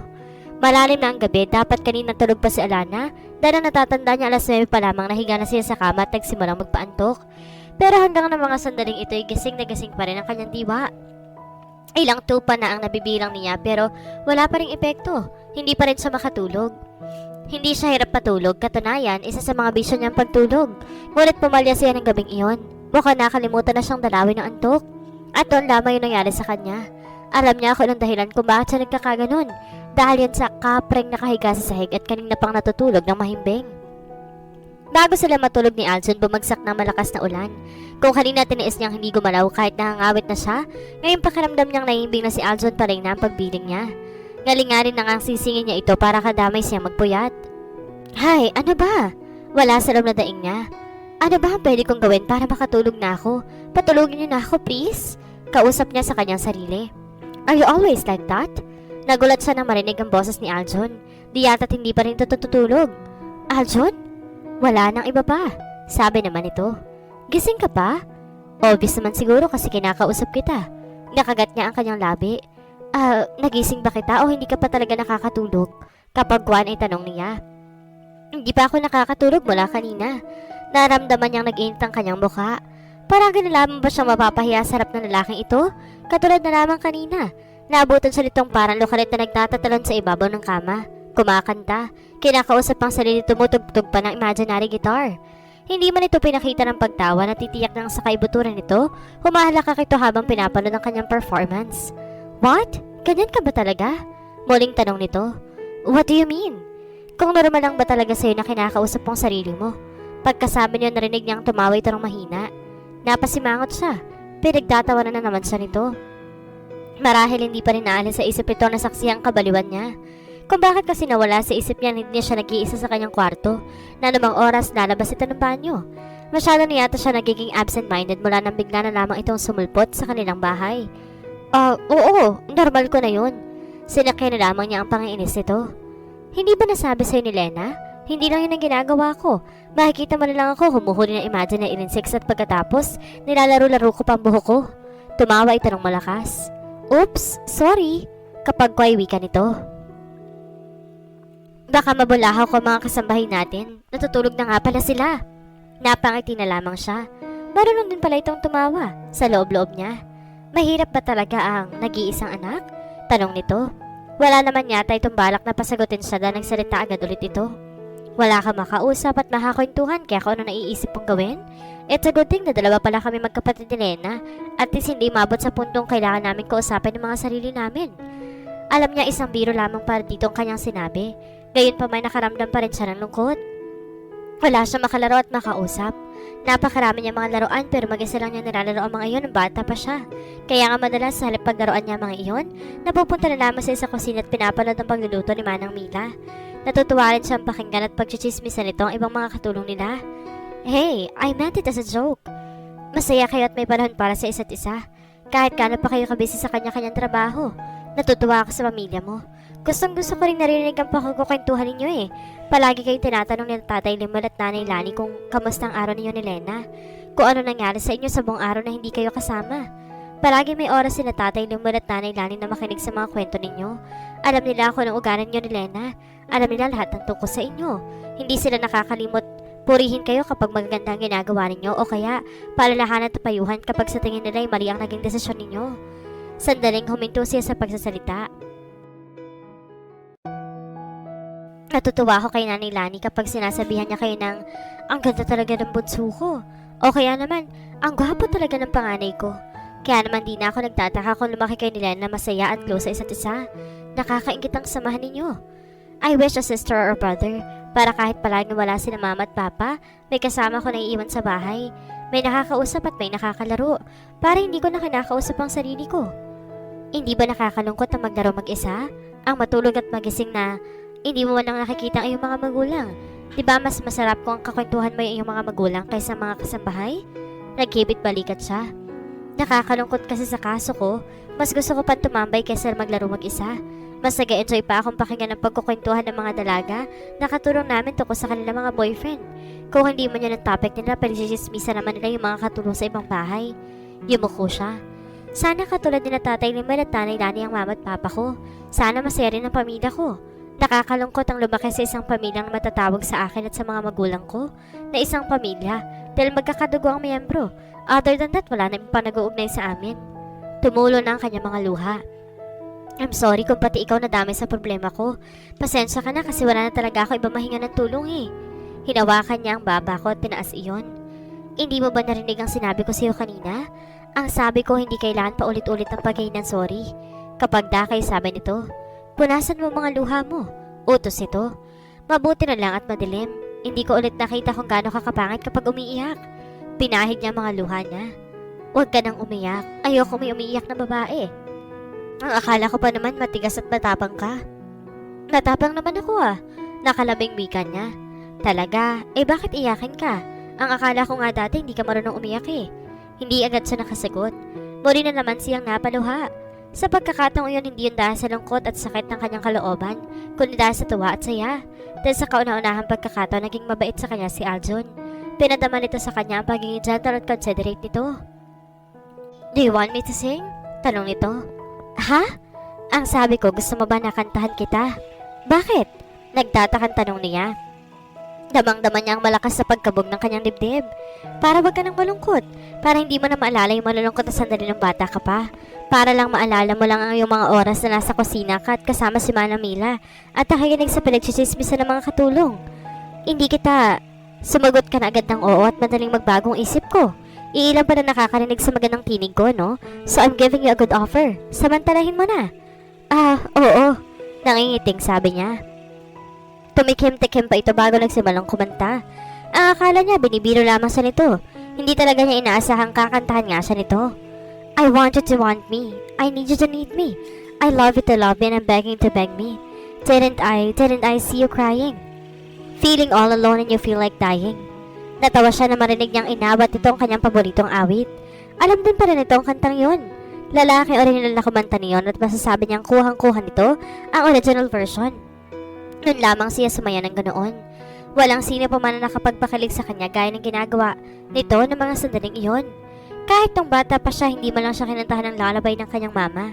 Hindi niya naranasan iyong katulad ng napapanood niya sa mga commercials at pelikula na kinakanta ng nanay ang anak nito habang pinapatulog yon. Nakakatawang isipin na kay Aljon pa pala may naranasan iyon. Kay Aljon na simula pa lamang ay batid na niya ang malaking disgusto sa kanya. 17 anyos pa lamang siya kilala na niya ito, pero hindi ang tunay na pagkatao nito. And for the first time after 9 years, it seemed like she had seen the real him. Nang gabing iyon, habang inaawitan siya nito, nakatulog siyang may ngiti sa kanyang mga labi. She would treasure that moment forever. She would keep it in her heart. Babalik-balikan niya sa kanyang alaala ang gabing iyon. Isang buwan, makalipas isama ni Aljon si Alana sa condominium unit nito, pakiramdam ni Alana tuloy na siyang nabitag sa mataas na pader na nakapagitan sa kanila. Naging malapit na din sila sa isa't isa. So far, wala silang naging problema sa kanilang setup. Sa sofa nila ito natutulog samantalang siya naman ay sa kama nito. Wala namang angal ito. Palagi sila magkasama nito dahil nagkataong nagbabakasyon ito. Isang buwan para bago ito simula ng project na sunod nito. Tuwing linggo, nagtutungo sila sa bahay ng mga magulang nito. Wala pa rin alam sina Tatay Limel at Nanay Lani na nagsasama sila sa condominium nito. Basta natutuwa raw mga ito na tila hindi sila nag-iiwasan. Mukha rin daw nagkabati na sila dahil magkaan na silang nag-uusap. Nang umalis siya sa kanilang bahay, dinala niya ang mga gamit niya sa pagpipinta at ang mga natapos niyang paintings. Nagulat pa si Aljo na malamang nagpipinta siya. Pinilit siya nitong ipakita rito ang mga gawa niya. Wow! Ang akala ko'y nagbibiro lang sila nang sabihin niyang nagpipinta ka. I didn't know you were this good. Tuwang-tuwa siya sa naging reaksyon na iyon nito. Noong araw na iyon, laking gulat niya nang sabihin nito na may pupuntahan sila. Pinadala pa nito sa kanya mga gamit niya sa pagpipinta. Gamit na sasakyan nito ay nagtungo sila sa Manila Bay. Ipinarada nitong minamanayang sasakyan sa tabi ng seawall. Pagkatapos inalayan pa siya nito pagbaba ng kotse hanggang pag-upo sa mahabang sementong iyon. Nakatalikod sila sa karagatan at nakaharap sa mataas na building. Do you see that building? Kapag Kwai tanong nito. Alin? Patanong na sagot niya. Yung pinakamataas sa kanilang lahat. That blue and silver one? Yup. What about it? I designed that. Napalingon siya rito. You did that? Hindi makapaniwalang tanong niya. Nakangiting tumangutango ito. It's amazingly beautiful. Iba ako wala akong magagawa. Talagang magaling ako kaya nga in demand ng serbisyo ko. Pabirong pagmamayabang pa nito. Kung may isa sa mga nakakalunang katangian itong nadiscover niya, yun ay ang pagiging palabiro nito. May isang pagkakataon pa nga na sa makitan siya niya kakatawa sa mga jokes ito. Kung minsan naman natatawa siya hindi sa mga jokes ito kundi dahil sa nakakatawang ekspresyon na mukha nito habang nagde-deliver ng joke. Ang akala ko wala sa lahi ninyong mayabang. Nakangiting sabi niya. Bukod sa pamilya ko, sa ilang naman ako nagyayabang ng ganito Okay ba talaga yung design? Tumango siya. Ang galing nga ng ideya mo Naiiba ang design ng building mo kumpara sa mga katabing building. Puri niya rito. Abot hanggang tenga ang ngiti nito. So they say, muling pagyayabang nito. Pero alam mo, pareho lang naman tayo ng talent In a way, nagde-design ka rin. Magaling din ang mga kamay mo. Nakikiniti na ako ang tagumpay mo sa first solo exhibit mo. Tiyak na sold out agad ang mga gawa mo. You think so? Maganda pa talaga ang mga gawa ko? Kung minsan kasi nagdududa ako sa sarili ko. Iniisip ko kung may magkakagusto pa sa mga paintings ko. Ikaw lang naman ang walang tiwala sa kakayahan mo One of these days, kukontakin ko rin ang kaibigan kong agent na pwedeng tumulong sa'yo na magplano sa first exhibit mo. Siya na rin ang bahala sa pag-a-advertise. Para ngayon pa lang kinakabahan na ako. Alana, ako na nagsasabi sa'yo na magaling ka. Partida pa nga dahil hindi ka pa na nag-aral ng fine arts. Gagraduate pa lamang ako ng high school noon. Mahigpit ang bilin sa akin ni Papa ng business management na kursong kunin ko sa college. Pero hindi rin pala sapat yun. Nanatili pa rin kaming watak-watak. Gusto ko kasi i-please siya kaya sinunod ko si Papa. At na makagraduate ako, hindi naman pinahawak sa akin ni Papa negosyo na yung pag-e-export ng mga sasakyan. Kaya naman mula noon hindi ko na hinangad pang tumulong sa negosyo niya. Dahil doon kaya ginawa ko lang ang talagang hilig niya ang pagpipinta. Kumuha ko na ilang unit sa fine arts na magsawa na rin ako sa pag-aaral. Nag-self-study na lang ako. Hindi ba alam ng mama at papa mo na magaling ka magpinta? Tubango siya. Para sa kanila, wala ako makabuluhang bagay na ginagawa. Sa tingin mo, magugustuhan nila mga paintings ko? Umiiling-iling na sabi niya. Hindi natin malalaman kung hindi tayo gagawa ng paraan na ipaalam sa kanila ang talent na natago mo sa kanila. Kaya nga sisimulan na natin ang pagpaplano sa exhibit na pinapangarap mo. Gusto mo bang kontakin ko rin yung kaibigan ko? Wag na muna. Gusto ko muna makumpleto yung mga gawa ko at saka kinakabahan pa ako Mag-iipon pa rin ako ng lakas ng loob. Okay, kung yun ang gusto mo, basta nandito lang ako. So supportahin kita kahit anong gusto mong gawin. Sino ba mag-aakalang magbabago palang ihip ng hangin? Hindi ako makapaniwalang pagkaroon ng mahabang panahon na amo ka rin para sa akin, Aljon Antonio. Humagalpak ito ng tawa. Kailangan ko lang palang makita kang tumatalon-talon sa kama at kinakausap ang sarili mo para tumanab ang gayong mama sa akin. Pabirong sabi pa nito. Ko, ikaw nga to napakasuplado Kung alam mo lang kung ilang beses mo akong sinaktan dahil sa mga masasakit na salitang sinabi mo against me. Nakalabi siya habang inuumpisa ang sketch ang building na dinisenyo nito. Sa wakas may nakita na nun siya sa isa sa mga works of art nito. Lumabas ng mga sandali at di pa rin ito nagsasalita. Oh, ano na nangyari sa inyo? Namangha ka na naman ba sa kagandahan ko? Biro pa niya. Kumunot ang kanyang noon nang wala pa rin siya nakuhang reaksyon mula rito. Oh, ano? Hoy Aljon, parang namatanda ka na dyan. Malakas pang wiga niya. Doon pa lamang ito tinanatauhan. Niligpit niya ang kanyang mga gamit. Na-sketch na ng building. Alam na rin niya ang detalye ng mga kulay na yun. Tatapusin na lamang yun pagbalik nila sa condominium. Pasensya ka na ha? Kumunot ulit ang kanya noo. Seryosong mukha nito. Pasensya saan? Kanino? O sisa niya? Sa akin. Pasensya ka na sa hindi magandang trato ko sa'yo dati. Pasensya ka na kung hinusgahan agad kita. Pasensya na kung hindi mo na kita kilala bago ako bumuo ng maling konklusyon tungkol sa'yo. Ang totoo, nahiya talaga ako sa'yo eh. Kung sana noon pa ako nakinig kay Ren ang kilalanin ka, I would have known that how great you are, how amazing you are. I'm really sorry. Nagkamali ako ng inisip tungkol sa'yo. Kung nasaktan man kita ng maraming beses, hindi ko sinasadya. Ang paghusga sa'yo na isang bagay na pinaka-pinagsisisihan ko. I'm really sorry, Alana. Nag-init ang kanyang mga mata. Ano ka ba? Aniya sabay para na mahina sa balikat ito. Pahiiyakin mo na naman ba ako ha, lalaki ka? Pinilit niyang tumawa. I'm sorry, sweetheart. Maso yung wika nito. Hindi ba't ikaw mismo nagsabi na isang beses lang dapat humingi ng paumanhin ng isang tao? Nakailang sorry at pasensya ka na. Ikaw rin palang bumabali sa rules mo eh. Ngumiti ito. Pinahid ng mga luha sa kanyang pisngi at saka hinaplos sa pros. Kaya nga pinagbibigyan kita sa lahat ng mga gusto mo. Dahil sa dami ng kasalanan ko sa iyo, ngayon pa lang ako makakabawi kung sakasakali. Hindi mo ba napapansin? Kapag sinabi mong kanta, kumakanta agad ako. Kapag nag-request kang magluto ako ng paborito mong pork adobo, nagluluto naman agad ako. Sus? Katakot-takot na pamilit pang ginagawa ko bago kita mapasunod eh. Ani ang iningusan pa ito. Tumawa na naman ito. Naudot ang maling pagsasalita ng tumunog ang cellphone na nakasuksok sa back pocket ng kanyang pantalon. Nilabas niya iyon at sinagot. Tiningnan ko sino tumatawag. Ang pangalan ng kanyang mama nakaregister sa screen. Yes, ma? Buong ang tatanong niya. What? Kapag guway balalas niya. Right now. Okay, you're on your way? Oh God, no ma. I mean, oh sure. We'll wait for you. Ingat. Nang mawala ito sa kabilang linya, pinindot na niya ang end call button. Bakit? Papunta si mama sa kondo mo. Pagbibigay alam niya. Right now? Tumango-tango siya.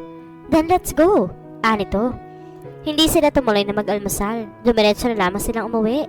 Yun ang unang beses na dadalo sa kanyang mama kahit matagal na nitong alam ang address ni Aljon. O bakit parang di kaya mapakali dyan? Tanong nito sa kanya. Huwag mo sabihin nag-aalala ka dahil dadalo ang mama mo. Ganoon na nga. Ewan ko ba. Nagtataka kasi ako kung bakit naisipan niyang dalawin tayo. She is your mother. Siyempre gusto ko rin niyang kamustahin. Exactly. She's my mother. Alam ko hindi lang simpleng pagdalo at pangumustang dahilan niya kung bakit niya tayo pupuntahan. Ano ang ibig mong sabihin? Nagdadalawang isip siya kung sasabihin dito ang kanyang hinala. Nadadalaw ang kanyang mama upang tingnan kung anong klase ng buhay ang binibigyan nito sa kanya. And knowing her mother, kapag meron itong nakita na hindi nito nagustuhan, tiyak na pupunahin at pipintasin niya si Aljon. Wala naman. Hindi nga nagkamali ng hinala si Alana. Napakaraming napon ng kanyang mama sa condominium ni Alana. Ilang minuto pa lamang sila nakaka-uwi dumating na ito. Hindi mo yata nabanggit sa amin, Aljo, na sa bachelor's pad mo lang pala ititirang anak ko. Kapag guway sabi nito ng kanyang mama, nagsimula na po siya. Isa lamang ang kwarto rito? Opo, ma. Ani Aljon. Napakalit ang lugar nito para sa anak ko, Aljon. Paano kapag kailangan niyong tumanggap ng bisita? Paano kung malaman ng mga amiga ko na sa ganitong klase lamang lugar nakatirang anak ko? Hindi niya napigilan ang sarili niyang sumabad. Ma, pumunta lang ba kayo rito para twintasan ang bahay namin ni Aljon? You call this a house, Alana? Hindi mo ba naiisip ang mga sasabihin ng kaibigan at kakilala namin ng papa mo? Oras na malaman lang na sa ganitong lugar ka lang tinitira ng asawa mo? You disappoint me, Aljon. Baka maaari naman kayo lumipat maski sa malaki-laking unit. Hindi yung nagtitiis kayo sa isang bachelor's pad. I know a place na gusto niyong lipatan. Pwede. Tamang-tama yun para sa isang nag-uumpisang pamilya. Ma, hindi na ho kailangan, ma. Sabi naman ni Aljon. Meron na ho akong pinagawang bahay para kay Alana. Hindi ko pa ho yun sinasabi sa asawa ko dahil gusto ko sana siyang sorpresahin. Pero dahil nagpunta kayo rito ngayon, mas mabuti na nga rin siguro na ipakita ko na sa inyo. Nang sa ganun hindi ninyo masabing pinababayaan ko si Alana. Kaya ko hong ibigay ang naman pangangailangan niya. Kaya ko ho siyang alagaan. Aljon? Very well, Aljon. Gusto ko makita ngayon din ang bahay na sinasabi mo. Ma, gulat na binilingan niya ang kanyang ina. Sweetheart, it's okay. Mas maganda kung dalawa kayo ni Maong makakita sa bahay na pinapagawa ko para sa iyo. Let's go? Nilahad nito sa kanyang isang kamay nito. Wala sa loob na ginagap na iyon. Nagtatanong pa rin ang tingin binibigay niya dito nang maunang lumabas ng pinto ang kanyang mama. Bilang sagot, hinigpitan naman ito ang pagkakahawak sa kanyang kamay. Pagkalipas ng 30 minuto, pumapasok ng kotseng sinasakay ni Alana sa gate ng isang subdivision. Nihinto ni Aljon ang kotse sa tapat na isang 2-story house. Isang may edad na lalaki nagbukas ng gate para sa kanila. Giniya sila ni Aljon papasok sa loob ng bahay. Habang naglalakad, panay ang palingalingan niya. Sa labas pa lamang napakaganda na ng tingnan ng bahay na iyon. Paano pa kaya sa loob? Ma, Ito ho ang bahay na pinagawa ko para kay Alana. Kahapon ko pa lamang na kumpleto ang mga gamit dito kaya hindi pa kami nakakalipat. Ginala niyang tingin sa paligid. Ito palang nabanggit nila na pinapagumbahay ni Aljon na siya na nagdisenyo. Natapos sa palito at kumpleto na sa mga gamitan. Sa halip na tawa, lungkot at guilt ang pumuna sa puso niya. Lungkot dahil hindi naman talaga para sa kanyang bahay na yon. Guilt dahil inunahan pa niyang baing mama rin at pakakasalan ni Aljon na makita ang bahay na yon. Maganda. Impressive. Halatang pinag-isipan mabuti ang design. I also like the facade. May komento ng kanyang mama. Natutuwa ako't pinaghandan mo naman palang bahay na titirhan ng anak ko at ang mga magiging apo ko. Wala nang mapanghusgang tono ng kanyang mama. Dahil doon lalo siyang nababawan sa pagkatao nito at sa pamantayan nito para magkagiliwan ng isang tao. Nahihiya siya sa ginagawang iyon nito. Hindi ko gustong maging usap-usapan siya sa sirkulo namin dahil nakatira siya sa isang bachelor's pad. I understand, ma. Ani Aljon. Why don't we celebrate? Ang mabuti pa kumain tayo sa labas. Matutuwa ang papa ninyo. Hindi mo ba nagustuhan yung mga pagkain sa restaurant na kanainan natin? Kaya wala ka pa rin kibo hanggang ngayon? O sisa ni Aljon kay Aran na magpaalam siyang pumasok sa kanyang kwarto? Hindi siya sumagot. Tahimik na pumasok siya sa pinto ng kwarto. Sinundan siya nito. Sumampa sa kama at sinundan ang likod sa headboard. Miss, narinig mo ba ang tanong ko? Anito na upo sa gilid ng kama. Ano bang problema? May gusto ka bang pagkain na hindi mo na-order? Pagbibiro pa nito. Kung sa ibang pagkakataon baka natawa siya. Pero ng mga sandali iyon wala siya sa mood na tumawa sa mga jokes ito. Alana, ano pa talagang problema? Nasanay na ako na wala kang tigil sa pagsalita kaya kinakabahan ako kapag ganyang wala kang kakibo-kibo. Hindi mo na dapat sinabi yun eh. Sa wakas ay sabi niya. Ang alin? Hindi mo na dapat sinabi kay mama na bukas sa bukas din lipat tayo sa pinagawa mong bahay. O mas magandang hindi mo dapat sinabi sa kanya na pinagawa mong bahay na yun para sa akin. Eh ano naman ang gusto mong gawin ko? Ang tanggapin na lang sinasabi ng mama mo? May punto naman siya. You deserve the best. Kung mahal kita at kaya ko naman, dapat lang na sa isang maayos na bahay kita itira. Yun lang naman ang ginawa ko bilang asawa. That's exactly my point, Aljon. Hindi mo ako totoong asawa at lalong hindi mo ako mahal kaya wala kang obligasyon sa akin. Lihim na nakaramdam siya ng sakit nang sabihin niyang hindi siya nito mahal. Ine-expect ba niya na pasusubarian nito ang mga sinabi niya? Huwag mo nang isipin yon. Napakarami mo nang isinakripisyo matulungan lang ako, Aljon. Sobra-sobra na mga ginawa mo. Nagigilty na ako. Bakit? Ano-ano ba mga naisakripisyo ko nang dahil sa'yo? Nang dahil sa akin mahigit isang buwan ka nang natutulog sa sala, samantalang ako komportable sa tinutulugan ko.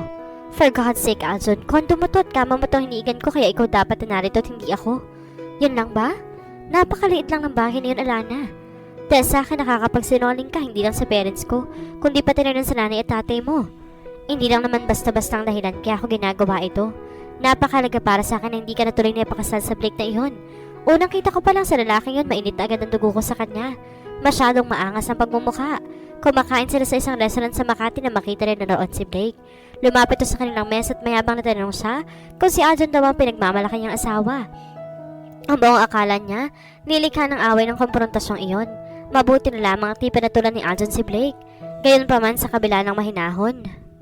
Ngunit punong-puno ng sarkasmong tinig ay matagumpay na naiparating ni Aljon kay Blake na hindi ito kayang sindakin ng kahit na sino. You don't deserve that man. You deserve a much better man. Pukaw ni Aljon sa kanyang pananahimik. Kung iniisip mo ay sila nanay at tatay, hindi ba't wala naman silang alam tungkol dito? Kaya hindi mo pwedeng sabing nagsisinungaling ako sa kanila. Inunahan ko pang babae magiging tunay na may bahay mo. Na makarating at makita ang pinagagawa mong bahay. Hindi dapat akong itinama sa bahay na yun. Ayokong agawan ng karapatan ng talagang magiging asawa mo. Sapat na sa akin tinulungan mo ako sa problema ko. Siguro sa isang buwan pwede ko nang sabihin kina mama at papa na magkahiwalay na tayo at gusto ko nang ipaanan ang ating kasal. Masyado na ako nagigilty, Aljon. Tapos ka na ba? Anitong tila hindi mo lang narinig ang sinabi niya dahil nagawa pa nitong umiti. Nakakainis ka naman eh. Hindi mo ba narinig ang mga sinabi ko? Narinig ko. Paano hindi? Ang lakas-lakas ang boses mo. Puro ka naman biro. Angal niya. Tumawa ito't saka naging seryoso ang mukha. Kidding aside, huwag ka kasi mag-isip ng kung ano-ano. Huwag mong problemahin ang di naman dapat problemahin. Bukas na bukas, ilipat tayo sa bahay natin. Sa isang kwarto na tayo tutulog dahil ayoko naman pag-usapan tayo na makakasama nating kasambahay. Don't worry. Sa sahig ako matutulog ang ati ako napopromote bilang natigilan nito sa pagsalita. Anong mapopromote? Nakakunot ang noong tanong niya rito. May nabanggit ba akong ganun? Pagmamaang maangal ito. Oy, kunwari pa siya, kakasabi mo nga lang eh.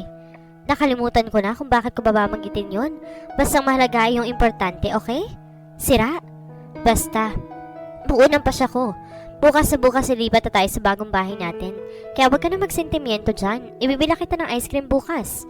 Nito sabay haplos sa kanyang baba. Palagi na lang ice cream ang pansuhol mo. Sa ice cream ka lang din naman kasi umaamo eh. Bakit? Ayaw mo na ba ng ice cream? Gusto. Gumiti ito. Bukas na bukas ibibili kita ng isang galong ice cream. Kakainin natin yan sa bagong bahay natin. Bahay mo. Pagtatama niya rito. Huwag mo yung kakalimutan. Sige ka, baka mamaya niyan masanay ako at di na ako malis sa bahay mo. Ikaw rin. You can stay there as long as you want. Kung sana nga'y pwedeng manatili na lamang siya sa tabi nito. Kung saan ay pwede niyang sabihin nga sa kanya ito. At siya ang nagmamayari ng puso nito. Nangyari ng kinatatakutan niya. She had fallen in love with Aljon. Mahal naman niya ito at kung siya lang masusunod gusto niyang wag nang umalis sa tabi nito. Kapag dumating ng araw na kailangan na natin maghiwalay, batid niyang labas siyang malulungkot at baka ikamatay niya pa kapag nakita niyang may kasama na itong ibang babae. Bakit kailangan mahalin pa niya ito? The moment she got to know the real Aljon Antonio, her little crush on him had mushroomed into her dreams, hopes and fantasies of a happily ever after. Matagal na siya may pagtingin dito ngunit sinikil lamang niya iyon dahil alam niyang wala namang patutunguhan iyon. But somewhere deep inside her, those feelings still existed. Pilit man niyang itanggi, lulutang pa rin ang katotohanang mahal niya ito. Hindi ba talaga pwedeng dito na lang tayo? Okay naman ako rito eh, huwag na tayong lumipat sa bahay ninyo. Pakiusap ulit nito. Hindi pwede, nasabi ko na sa mama mo na lilipat tayo bukas. Kaya matulog ka na, mag-iimpake tayo bukas na maagang-maaga. Aljon, ano na naman? Wala ka bang balak ligawan yung anak ni Mr. Sina na ano nga bang pangalan nun? Bakit naman biglang napasok sa usapan si Danica? Oy, masyado ka namang alerto pagdating si Danica na yun. Kantsaw niya rito. Ikaw nga ito nagbanggit sa kanya eh. Kaya nga, so ano, wala ka bang balak ligawan sa? Hindi ba nabanggit ni Papa na gusto ka raw sana maging manugang ni Mr. C? Matulog ka na nga? Ano nga, may balak ka ba o wala? Wala. Tugon nito. Wala sa ngayon. Dugtong agad nito. We'll never know what will happen. Mahirap pagsalita ng tapos. At mukhang may balak nga ang kumag. May sinasabi ka ba, Alana? Wala. Matulog ka na. Aljon, ano yan ang meron na namang naisip? Ano na naman? Last na to. Ano yun? Maganda ba si Danica? Danica na naman. Sagutin mo na kasi. Oo, maganda siya. Bakit? Type mo ba siya? Akala ko ba last question na yun? Type mo nga ba siya? Pwede na? Pwedeng ano? Pwedeng matipuhan, ganun. Crush mo siya, no? Bigla siya nainis sa tinanong pa niya, iyon. Matulog ka na, Alana. Kung crush mo nga ba siya? Oo na. Crush ko na si Danica para matahimik ka na lang. Lahat na ng babaeng tatanong mo kung crush ko na. Basta matulog na tayo, okay? Sungit. Pikon. Sungit. Pikon. Matulog na nga tayo? Aniya sa ka nagtanokbong. Kahit kailan talaga, pikon ka. He? Gumuhit ang makahulugang ngiti sa mga labi ni Aljon nang tila mapikon si Alana. Kinatuwa ng puso niya tila pagselos ito kay Danica na matagal na niyang hindi nakikita. Maganda si Danica pero kailanman hindi siya nagkaroon ng crush dito at lalong wala siyang balak na ligawan ito. Paano pa mangyayari yon kung nakuha na ni Alana ang kanyang puso at nagustuhan na niya ang kanyang nakita? Nagkaroon siya ng pag-asa na maaari din siyang mahalin ito. Hindi rin siya papayag na hindi niya ito mailipat sa bahay na pinagawa niya. Para yon sa kanya magiging may bahay at mga magiging anak.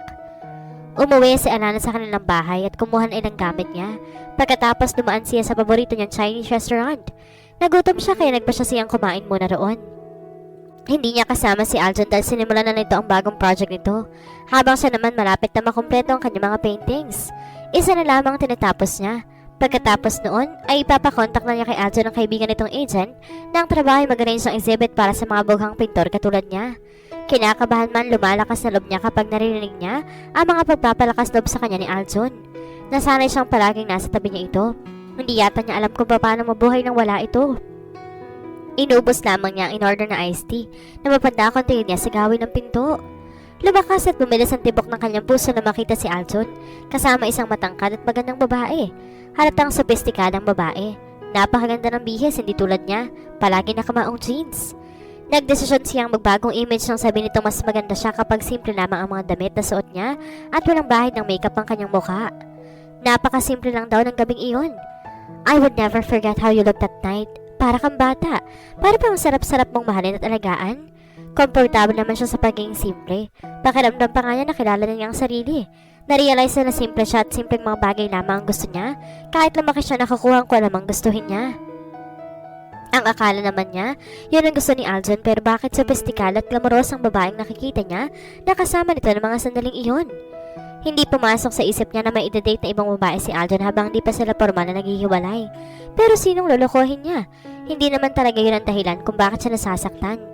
The least he could do was tell her the truth, para naman di siya magmukhang tanga. Anong pinapakitang sweetness at concern nito ay hindi dulot ng pagmamahal nito sa kanya bilang isang babae, kundi pagmamahal dulot sa pagiging magkaibigan nila. At ang masaklap pa, hindi niya napigilan ang pagturo ng luha niya wala sa kanyang kaliwang mata. Mabilis niyang pinahid iyon. Nabasa niya sa mga labi nito ang tahimik na pagbigkas ito sa pangalan niya at nagulat din ito na makita siya. Damn, Alana, isipin mo naman ang sarili mong kahihiyan. Huwag mo ipakita na sasaktan ka lang dahil may kasama siyang iba. He's not a real husband, for heaven's sake. Alana?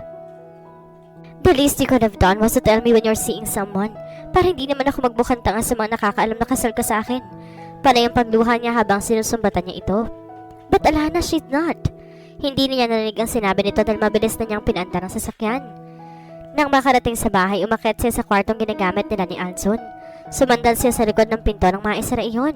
Iyak pa rin siya ng iyak. Nainis siya sa kanyang sarili. Bakit parang kapag sangkot na si Aljon ay palagi na lang siya nasasaktan? Hindi nagtagal, narinig niya ang sunod-sunod na pagkatok nito sa pinto. Alana, open the door and let me explain. Narinig niyang wika nito. Hindi siya kumibo. Panay lamang ang paghikbi niya. Alana, I'm not seeing Hilda. Paliwanag pa nito. I don't care if you're seeing her or not. Hindi naman tayo tunay na mag-asawa kaya magagawa mo kung ano man ang gusto mong gawin. Hindi nakatiis na sabi niya. But you're mad. Nagalit ka na makita mo may kasama akong ibang babae. At anong akala mo? Nagsaselos ako dahil nakita kitang may kasamang iba? Gayong alam ko lamang nasa trabaho ka. Narasaktan ako? Ano akala mo, mahal kita? Umiiyak pang wika niya. Hindi kita mahal. Masasaktan na ako kung mahal kita. Eh bakit naman kita mamahalin ngayon? Kung ngayon ka lang naman mabait sa akin. Bakit kita mamahalin ang sungit-sungit mo dati sa akin? Parang batang wika niya. Hindi kita mahal, narinig mo ba yon ha, Aljon? Hindi ako nagsiselos at lalong hindi ako nasasaktan dahil nakapag-date ka nang wala man lang pasabi. Oh sweetheart, but you are hurting. Lalo siyang napaiyak. Para siyang tanga. Salita pa siya ng salita, panay pantangga niya gayong halatang halata namang nasasaktan siya. Please, buksan mo ng pinto at pag-usap tayo, Alana. Sweetheart, I hate you. Do you hear me? I hate you, Aljon. But I love you, sweetheart. Mahal kita. Mahal na mahal kita. Naghihintay na ako ng tamang panahon para maitama ko lahat at maipagtapat ko sa iyo ang damdamin ko para sa iyo. Dinala kita sa bahay na to dahil dito kita gusto manatili kasama ko. Mahal kita, Alana. Mahal na mahal kita. At ang babaeng nakita mo kasama mo kanina? I'm not dating her, sweetheart. She's Hilda. Siya yung agent na sinasabi ko sa'yo. Yung tutulong sa atin para sa first solo exhibit mo, remember? Patawarin mo ako kung pinangunahan na kita. I contacted her myself. It was supposed to be a surprise, ngunit nakita mo nga kami kanina. I love you, honey, at ikaw lang nandito sa puso ko. Alam mo bang pinagtapat ko kina nanay at tatay ang setup natin? Inamin ko sa kanilang mahal kita at bahala kitang ligawan at tutuhanin ang kasal natin. Nagalit sila nung una pero nang tiyakin ko sa kanilang mahal kita at wala akong masamang intensyon sa'yo na intindihan nila ako. So you see, sweetheart, naayos ko nung kailangan ko iusin bago ako magtapat sa'yo. Hindi na tayo magpapatuloy na magsinungaling sa mama at papa mo dahil tututuhanin na natin ang kasal. That is, if you'll have me sa kabila ng mga kasalanan at pagsusungit ko sa'yo noon. Will you accept me as your real husband? Bigla siyang natahimik. Walang mapagsidla ng tuwang nararamdaman niya na mga sandaling iyon. Napakasarap marinig mula sa taong mahal niya na mahal din pala siya nito. Na pareho lamang sila ng nararamdaman ni Aljon para sa isa't isa. Yun ay yata ang pinakamasayang araw sa buhay niya. Hindi niya inaasahan sasaya siya ng ganon pagkatapos ng lahat. Alana, did you hear what I said? Dahan-dahan niyang binukas ang pinto. Hi there! Nakangiting bati nito na makita siya. Hi! Naluluha pa ring wika niya. Oh sweetheart, don't cry now. Niyakap siya nito. Tama na.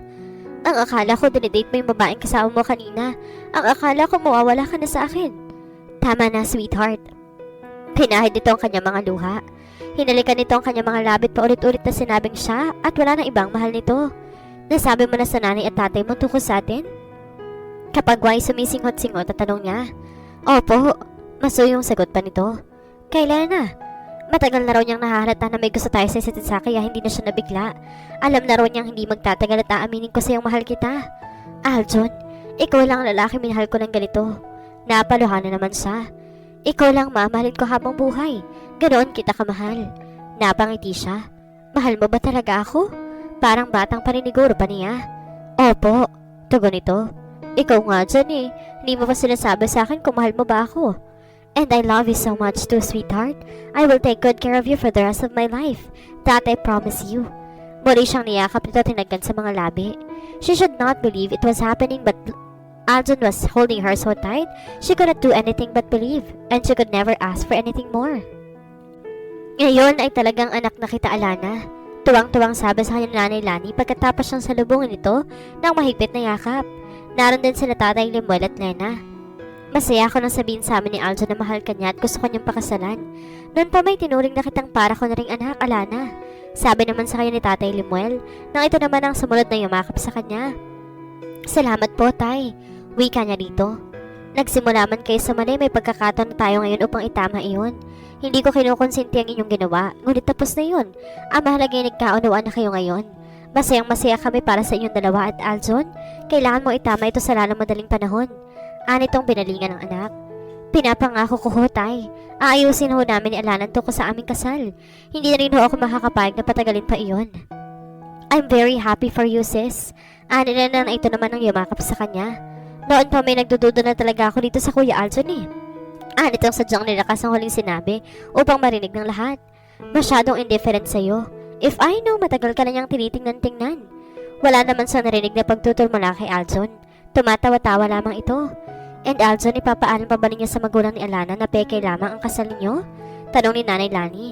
Nay, hindi na lang ho sana.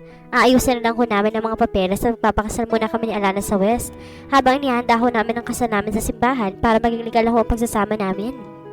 O siya, sige, kung yan ang desisyon ninyo. Pero kailan namin makikilala ang mga magulang ni Alana? Tanong ni Tatay Samuel. Sa lalong madaling panahon po, Tay. Nangako naman ang mama ni Alana tutulungan niya kami sa pagpaplano ng church wedding namin. Kuya Aljon, wag na mong paiyakin ang kaibigan ko, ha? Sabi ni Lena sa kuya nito. Makakaasa ka, Lena. Akong bahala rito sa kaibigan mo. Sa totoo lang siya pa nga nagpapaiyak sa akin eh. Biro pa nito. Isang pinong kurot sa tagiliran ang binigay niya rito. Ouch! Daing naman ito. O siya, halina kayo't kumain na tayo ng tanghalian. Pakahanda ko ng mesa. Mabuti nilang nakaluto na kami ni Lena bago pa kayo dumating. Ani Nanay Lani. Nauna na itong naglakad patungong komedor kasunod si Tatay Lemuel. Ayaw-ayaw pa ha? Hindi raw type ha? Kantsaw ni Lena sa Kuya Aljon ito bago ito sumunod sa komedor. Tawa lang sila ng tawa ni Aljon kapag kuwa'y kinulot niya ulit ito sa giliran. Hey, what was that for? Tanong nito. Hinuli nito ang mga kamay niya. Para po yun sa pagiging suplado mo sa akin dati. Niyakap siya nito at pagkatapos ay hinalagan sa noo. I am at your mercy now, Mrs. Aljon Antonio. Nakangising wika nito. Aba, dapat nang. Agad namang sabi niya. Malutong na halakak ang sinagot ito at saka ulit siya niyakap. Makalipas ang isang buwan ng pagpapakasal nila sa West, ngayong araw naman mangyayari ang malaking kasalan sa bahay ni Alana, ang kasal nila ni Aljon. Halos lahat ng kamag-anak ng binatay dumalo. Mainit naman silang tinanggap ng pamilya ni Alana. Masayang-masayang lahat, naroon ang kakasal.